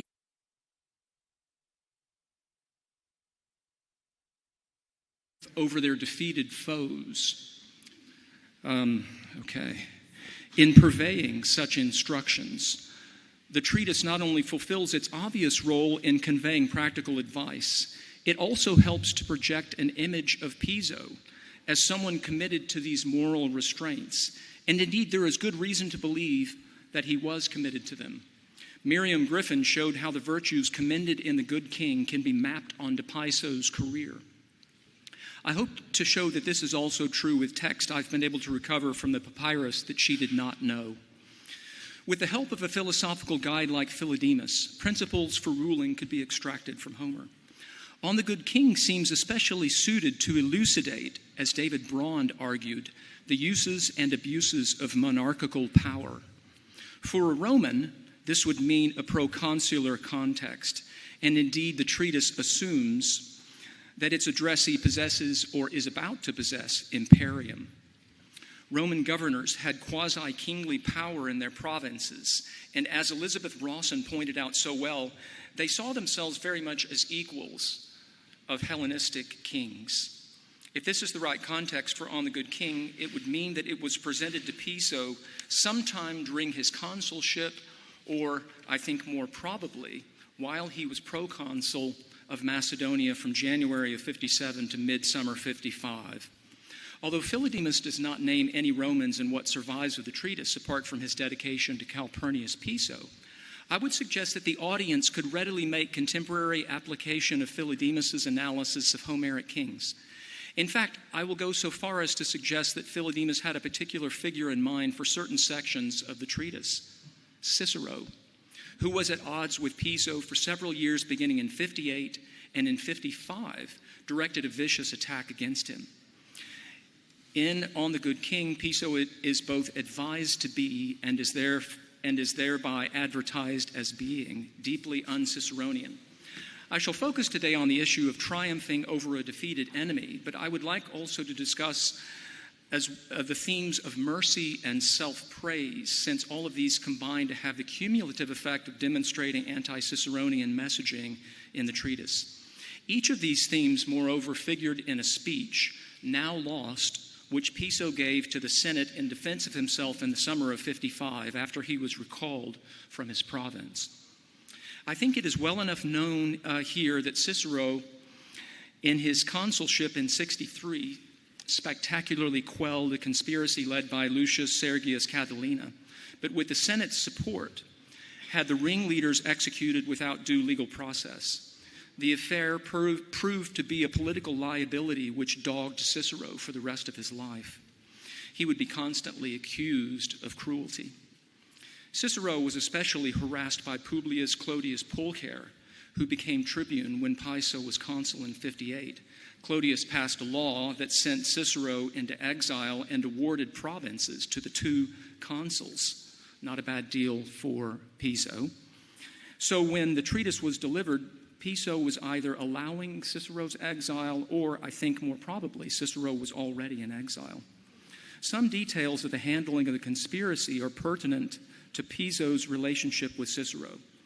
At a public assembly during Piso's consulship in 58, when the consuls were asked their opinion regarding the execution of the conspirators, Piso expressed the opinion that, this is number 1 on the handout, he had always been inclined to mercy.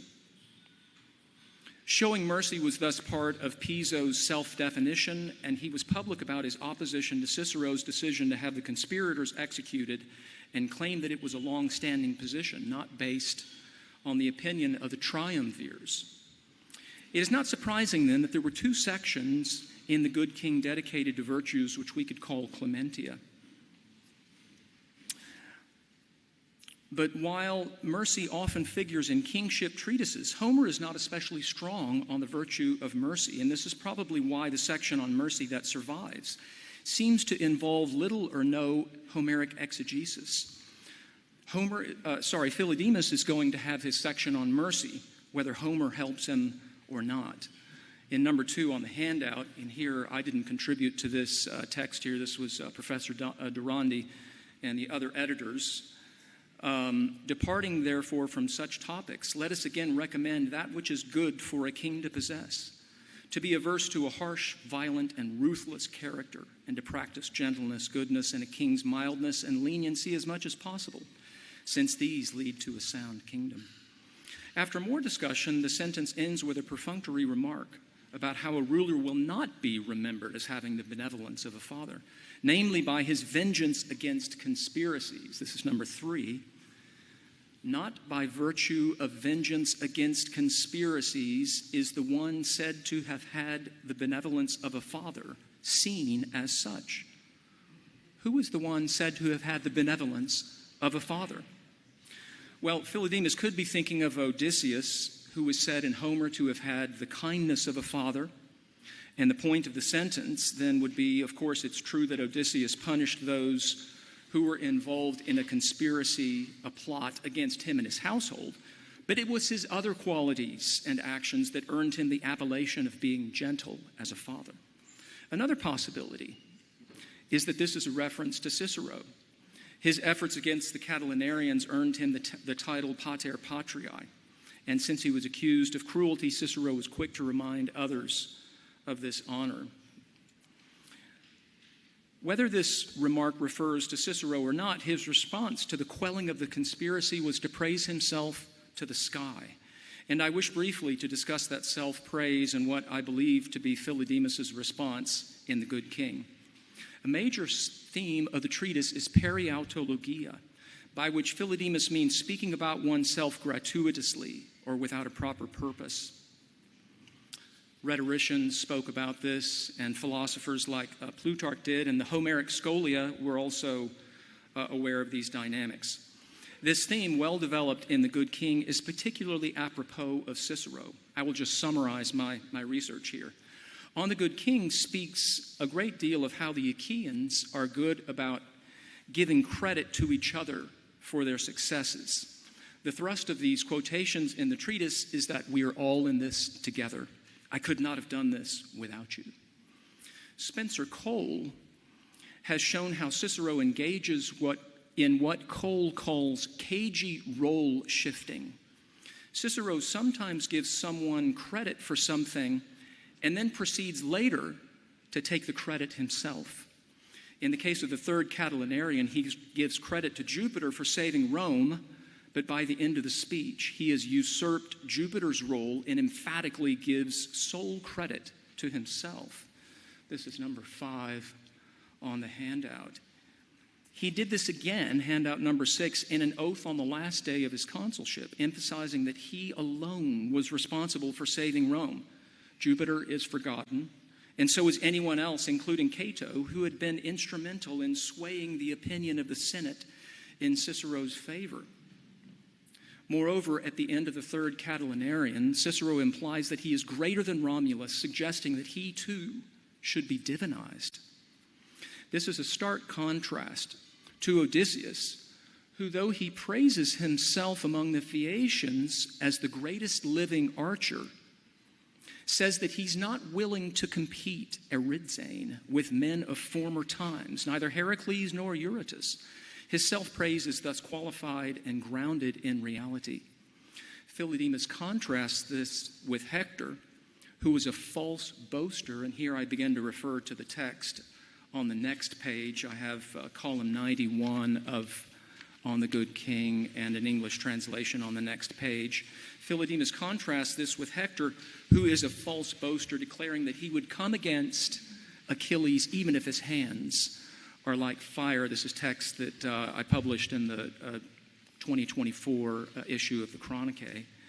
One of the principles of the Good King is that if there is a situation which requires you to praise yourself, you must absolutely be every bit as great as you claim to be.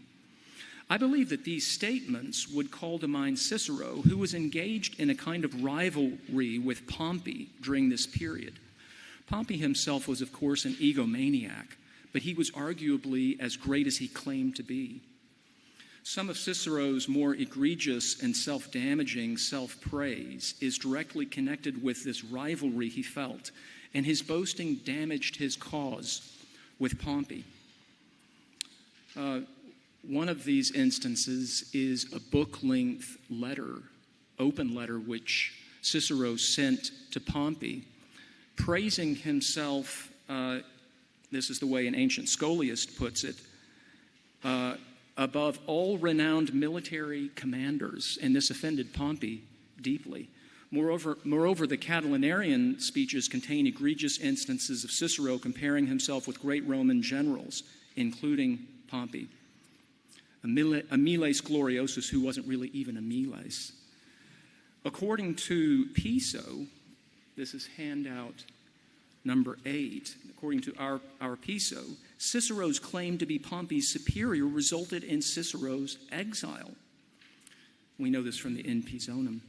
Piso claimed that it was not ill will regarding the events of his consulship, that is, the execution of the conspirators, that caused his exile, but rather his versus, by which he meant Cicero's poem about himself, Consolatus Suis, now lost except for quotations, most of them Cicero quoting himself.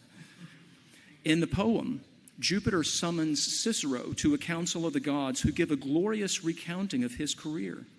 After the council, he is sent by the gods to save Rome in his consulship. Piso said to Cicero that one heinous line of the poem was in particular to blame for Cicero's troubles. This is number 9 of the handout. Cedant armatogae concedant laurea laudi. Let arms yield to the toga. Let laurels defer to praise. As Courtney explains, the verse means that the civilian louse won by a consul far surpasses the laurels of a conquering general. It is no surprise that Pompey was perfectly willing to see Cicero exiled. In column 91, the text from the Chronicle that you have there, the top portion deals with Hector forgetting that he is just a human being, but trying to compete with the gods. It moves on to speak of those who try to draw their lineage from the gods, faulting Hector in particular for doing this. As for Roman statesmen of the period to whom this could apply, a number in this period could be mentioned, including Caesar and Pompey. But this is also relevant to Cicero as well. I've already referred to some of his divine pretensions, and he was accused by Clodius of being in the habit of calling himself Jupiter, as well as repeatedly calling Minerva his sister. Philodemus then shifts to Odysseus as his subject in line 25 of the column. He's referred to as the one who blinded the one who said one of the most arrogant things in Homer. For the Cyclopes are not heedful of aegis-bearing Zeus, nor the other gods, since we are far better. Then we have a lacuna. We find Odysseus apparently admitting or claiming something in line 32, perhaps that he had spoken wrongly over Polyphemus. Then in line 33, we find Odysseus forbidding Eurycleia from crying out in triumph over those justly and fully avenged, that is, the suitors, and exclaiming, and here Philodemus quotes Homer, that it is not piety to glory over slain men. Odysseus thinks that Eurycleia would be committing an impiety if she triumphed over the slain suitors. And at the bottom of the column, Philodemus observes that Homer has shown how he hates manifestations of presumption and arrogance like this. We must reckon for a moment with how remarkable this claim is that triumphing over the dead is wrong. This is an astonishing thing to say in the Roman world, and equally astonishing to suggest that Homer, whose Iliad contains scores of such instances, believes such triumphing is unethical. What's more, he seems to think that at least certain kinds of triumphing over the defeated living are wrong as well. Apparently, Philodemus evaluates what Odysseus says to Polyphemus as an act of arrogance too. Things like, it is certain that Poseidon will never heal your eye, as if he could speak for Poseidon. I've argued that Philodemus believed that Odysseus grew into the knowledge that his statements were unwise, and shows this newfound awareness in his forbidding Eurycleia from gloating over the slain suitors. This is not the interpretation that the Odyssey Scholia took. They observe that Odysseus does triumph over enemies, that he triumphs not over enemies, but over the dead. And they say that in fact, Odysseus is not claiming that it's forbidden to boast over the dead, but rather that one should not pray in the presence of the dead. The word could be translated that way. So the Scholia that way are able to maintain a kind of consistency for Odysseus' character. But I think it's better to see Odysseus as learning from his mistakes, and in particular that triumphing over defeated foes in a fit of unnatural anger is a grave mistake. Does this have any resonance with Cicero? It does, I think, in two ways. After the execution of the Catilinarians, Cicero continued to vilify them, and he did so for years. It is believed by Courtney and others that part of Consolatus Suis, Cicero's poetic encomium of his consulship, was an invective delivered against the Catilinarians. And of course, they'd been dead for several years at this point. Also, the Catilinarian orations, which Cicero released in 60, several years after the execution of the conspirators, contain several direct addresses to Catiline. They impersonate Catiline and describe him as a sexual predator and the like. Part of what I think Philodemus holds reprehensible about Odysseus' triumph over Polyphemus is the way he arrogates to himself the authority of the gods.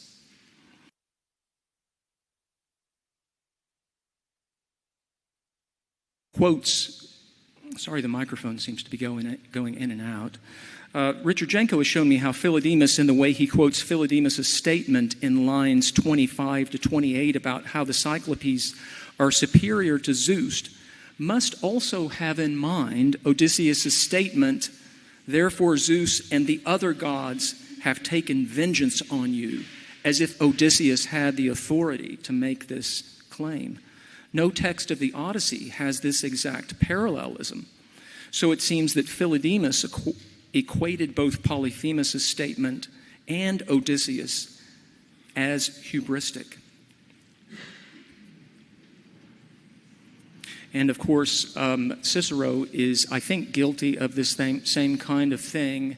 In Consolatus Suis, he claims that the gods send him on a divine mission to destroy the conspirators. He has the authority to do this under the auspices of Jupiter himself. Finally, I would suggest that these lines at the end of the column may also relate to the broader issue of the Roman triumph, which is a formalized and institutionalized celebration over a defeated foe. The defeated king and other captured soldiers would be paraded in chains through Rome against the backdrop of soldiers and civilians, cheering the Roman general and jeering the vanquished. When the prisoners were about to ascend the Capitoline, they would be taken away for execution or prison. Triumphing was a major issue in Cicero's attack on Piso in the In Pisonum in 55. As governor of Macedonia, Piso had won a substantial victory over Thracian tribesmen, and his soldiers proclaimed him imperator. This was often a prelude for a triumph, but Piso did not write to the Senate to make the request of a triumph or even a supplicatio. Cicero savages him for this and insinuates that he is being disingenuous. What Cicero says about the importance of triumphs is astonishing. Mary Beard says that in this speech for Cicero, a triumph is the single most approved driving force in a man's career, the acceptable face of other less acceptable ambitions. But here we find Piso refusing a triumph. But conscript fathers, you've heard the voice of a philosopher. He has said that he never desired a triumph. Moreover, Piso was not claiming that his opposition to triumphs was just a matter of personal preference. He was criticizing the pursuit of triumphs as fundamentally misguided. I would suggest that a window into Piso's mind relevant to triumphal glory is a passage in The Good King where Philodemus makes a distinction between those who are yearning for glory, those who are especially yearning for glory, and those desirous of a beneficial reputation. I've suggested before that Philodemus sees the former category as characteristic of Homeric heroism, and the second category as appropriate for Roman statesmen. The distinction, if not the precise terminology, appears to be a Stoic one. Cicero's De Officiis, this is on the handout, preserves record of a debate among Stoics about the nature of beneficial reputation and glory. The early Stoics believed that unless reputation had some instrumental benefit for higher ends, it was worthless, while the later Stoics disagreed. I've suggested, therefore, that Piso believed that a triumph was an expression of glory as a final end, and thus desiring one reflects a corrosive psychology. It's too much about your own glory, not really something instrumental for justifiable purposes. To conclude, Epicureans emphasized the bond that a ruler and his people could have if the ruler was believed to be virtuous. The Epicurean Gaius Cassius Longinus speaks to Cicero years later about this in a letter. I expect people will understand that cruelty brings hatred from all, and justice and mercy bring their love. Epicureans, and many others I would suggest, thought that Cicero harbored a deep misunderstanding about the application of self-praise and the pursuit of glory in general. In effect, to be perceived as being primarily concerned with your own glory is destructive of other purposes you may have, and perhaps even ruinous for your personal safety. A few years after the In Pisonum was delivered in 55, Cicero won a military victory during his governorship in Cilicia in 51 to 50. He then waited 2 years to be awarded a triumph. Mary Beard speaks of Cicero as being apparently so desperate for triumphal glory that he spent the first 2 years of a cataclysmic civil war traipsing around Italy and Greece with a posse of lictors in tow, carrying their laurel-wreathed fasces. I expect that Piso, who tried to mediate to stop the civil war during this period, and Philodemus himself were not at all surprised. Thank you.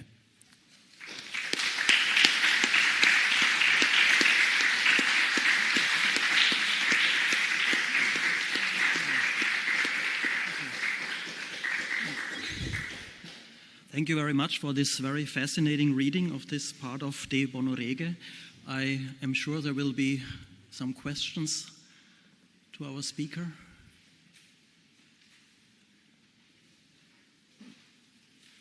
If there is none at the moment, I can start with one question.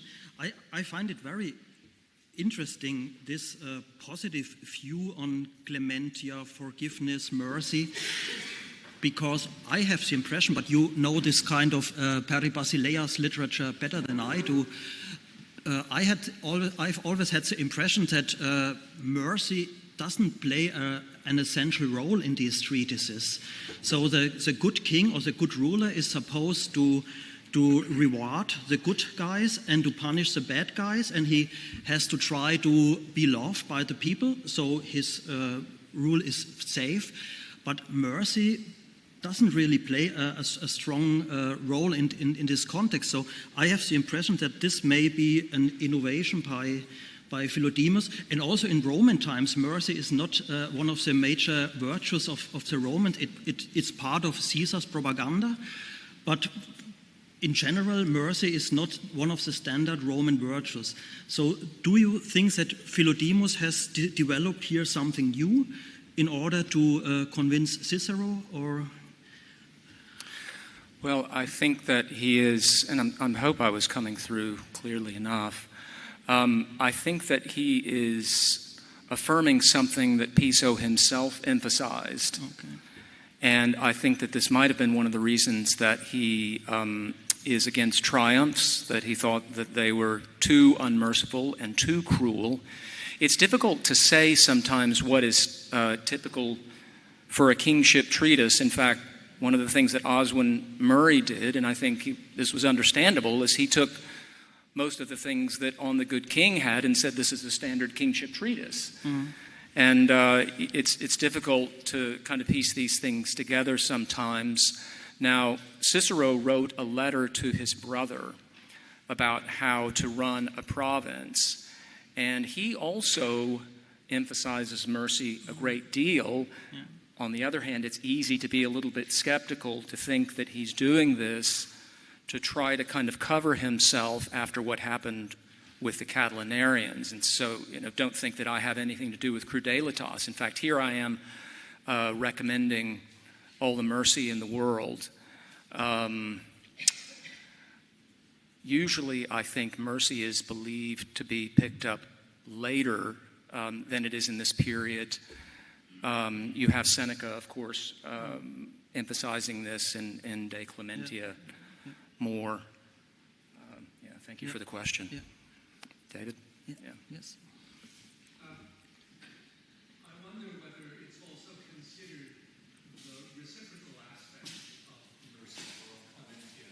I think it was Spiniatus who once pointed out that all the conspirators against Caesar had been recipients of his clementia, and yet they killed him. So part of the problem seems to be, this is not on? Yes, now, right. Part of the problem seems to be that clementia is considered a beneficium.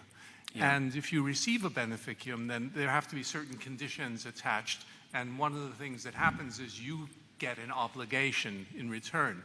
So part of the problem then becomes, what can you do to satisfy this obligation? And that depends in part on the relative status of the beneficium giver and the beneficium recipient. I'm just wondering if Philodemus is at all interested in that kind of dynamics. Well, I wonder, and I have wondered very much about that. For instance, of course, Cato was very much not about to have the obligation and therefore killed himself, for instance. Not about to have the obligation you're speaking of. It's difficult to know because a lot of these words kind of converge around what we would call clementia, and yet none of them exactly seems to fit. And so I have wondered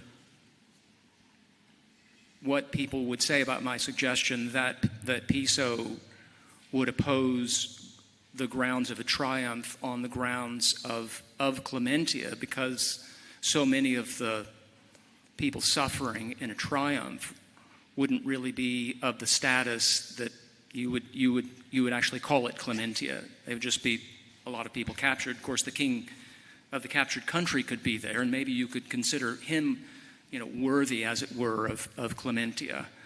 But I think you can tell that I'm really still trying to think this through, David, and I'm not really sure myself entirely.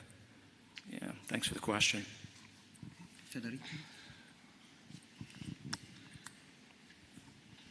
Thank you so much, Jeff. This is very interesting. We already discussed some of that earlier this year.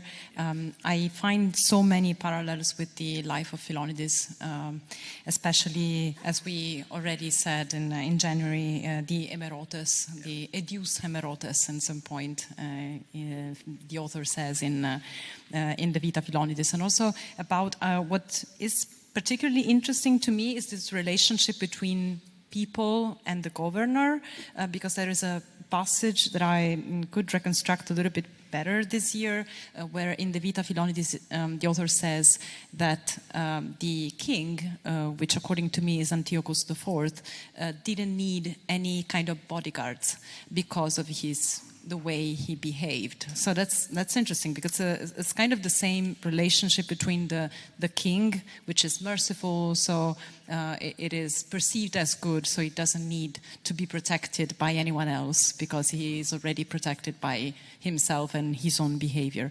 But in that case, it's interesting because those qualities are connected to the conversion, the philosophical conversion of the king.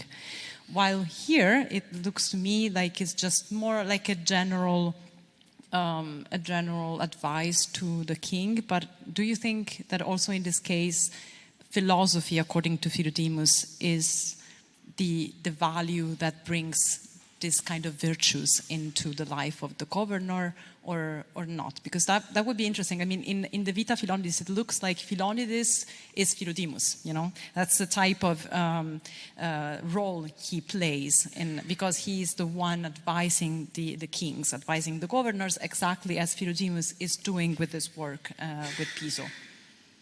That's a great question. Well, I like what Philodemus says at the end of Rhetoric 3, where he believes that philosophy in the life of a statesman can make an astronomical difference. One doesn't have to be a philosopher to be a good ruler, but philosophy can make a tremendous difference. And the good king, of course, is not explicitly philosophical, and a great deal of what is, I think, Epicurean relates to many things that Philodemus does not say, the kind of thing that he avoids.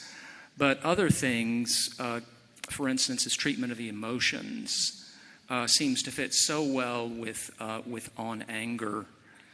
And so I think that a great deal is implicitly philosophical, and I think that everything in the treatise would pass a test for Epicureans. For, of course, the longest time it was thought that, well, this is a rulership treatise and therefore it's unorthodox, and it was Gerrit Roskam and also Professor Durandi had worked toward this direction, were able to show that, in fact, well, sometimes you have obligations to be a ruler, and you can still be as good of an Epicurean as you can. And so I think that it is an orthodox treatise, even though it was for a long time held not to be such. Thank you. Thanks. Yes.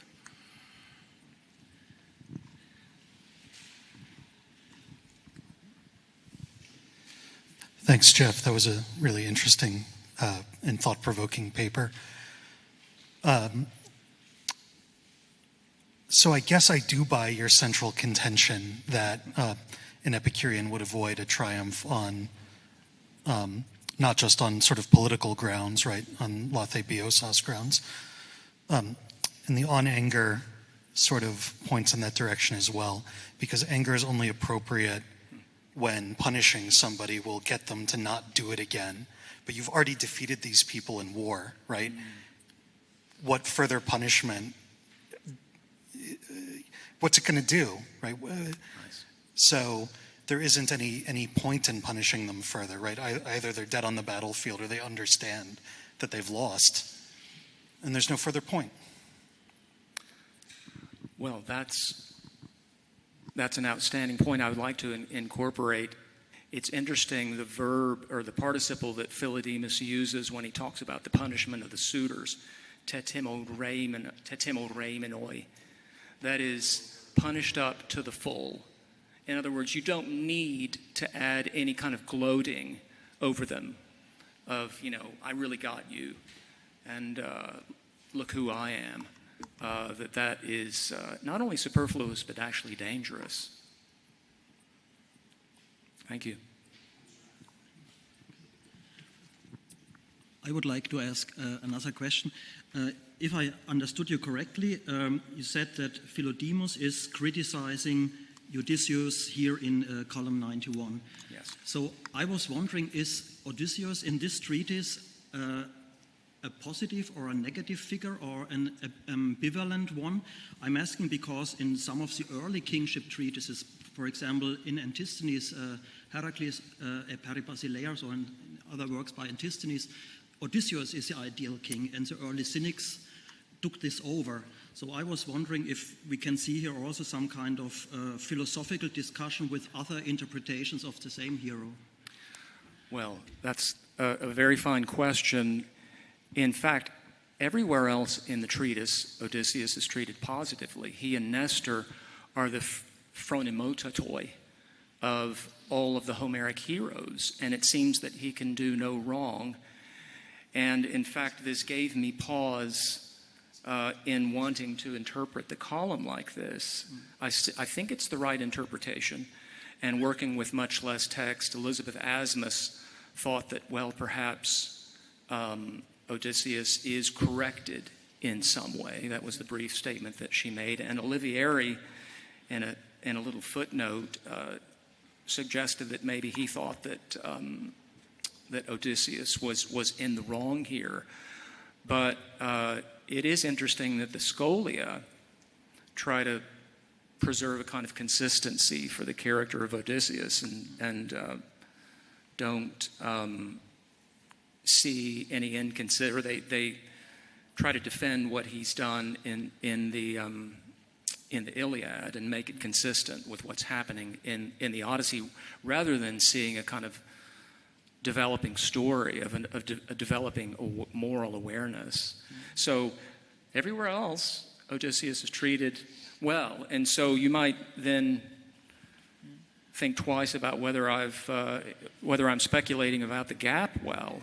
It would be very disappointing if Philodemus thought that Odysseus was behaving properly, because it would go against the on anger, these kind of statements that Odysseus makes when he's gloating over Polyphemus, and the way that anger has absolutely carried him away to make all these mistakes, where he essentially gives Polyphemus his home address. My name is Odysseus, in this fit of anger, having to identify himself, which is what Aristotle, of course, says that retribution makes you want to do. That is, you want the person you're taking vengeance on to know who it is.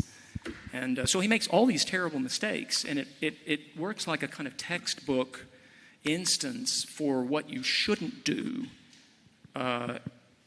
in on anger. And so I certainly hope that I've interpreted this middle part of the treatise correctly. So I've gotten Richard Janko's approval. And so I think I'm, what else do I need? Yeah. Okay. Do we have time for one last question? Or two last questions? It wasn't the question, but rather I was just going to help you out a little bit. Please do. That is one place where there's definitely a Philodemean comment against Odysseus, is that he's a parasite. On flattery, for his behavior at Alcinous's feast. Thank you. And taking gifts from Alcinous afterwards and so on. Excellent. Thank you very much. No, there's one remark in this direction. Okay. I'm curious if you think there is a connection between what Epicureans define as a good king and also what they define as a good man in general, or like a masculine man. You know, there is certainly a great deal of overlap. And, you know, I think that the differences, only one is coming to my mind, and that is the good king, at least, has a rather austere perspective about laughter, and seems to say that a good ruler shouldn't be given to much laughter. And I don't think that Epicureans would, in general, kind of be against such a thing for the average person. And maybe it's only, it's a very fragmentary passage about laughter. I think that it might have to do with laughing at certain kinds of things. And he talks about the character Thersites in Homer, who's always trying to get kind of a laugh out of people. But I think that the other things would apply, and Epicureans believed firmly that virtue was necessary for pleasure, that there was an inextricable link between the two. And so it wasn't just for rulers, you know, well, you're a ruler, you're stuck being virtuous, but it was that everybody, if you truly want to have a pleasurable life, you actually have to be a just person.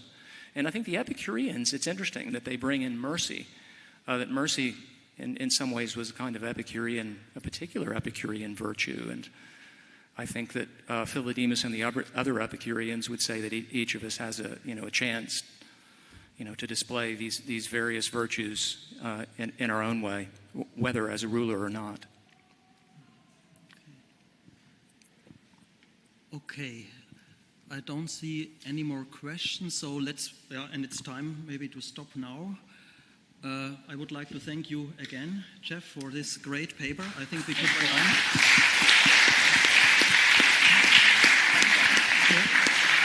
So I'm looking at the organizers. Is there anything you would like to announce before we stop?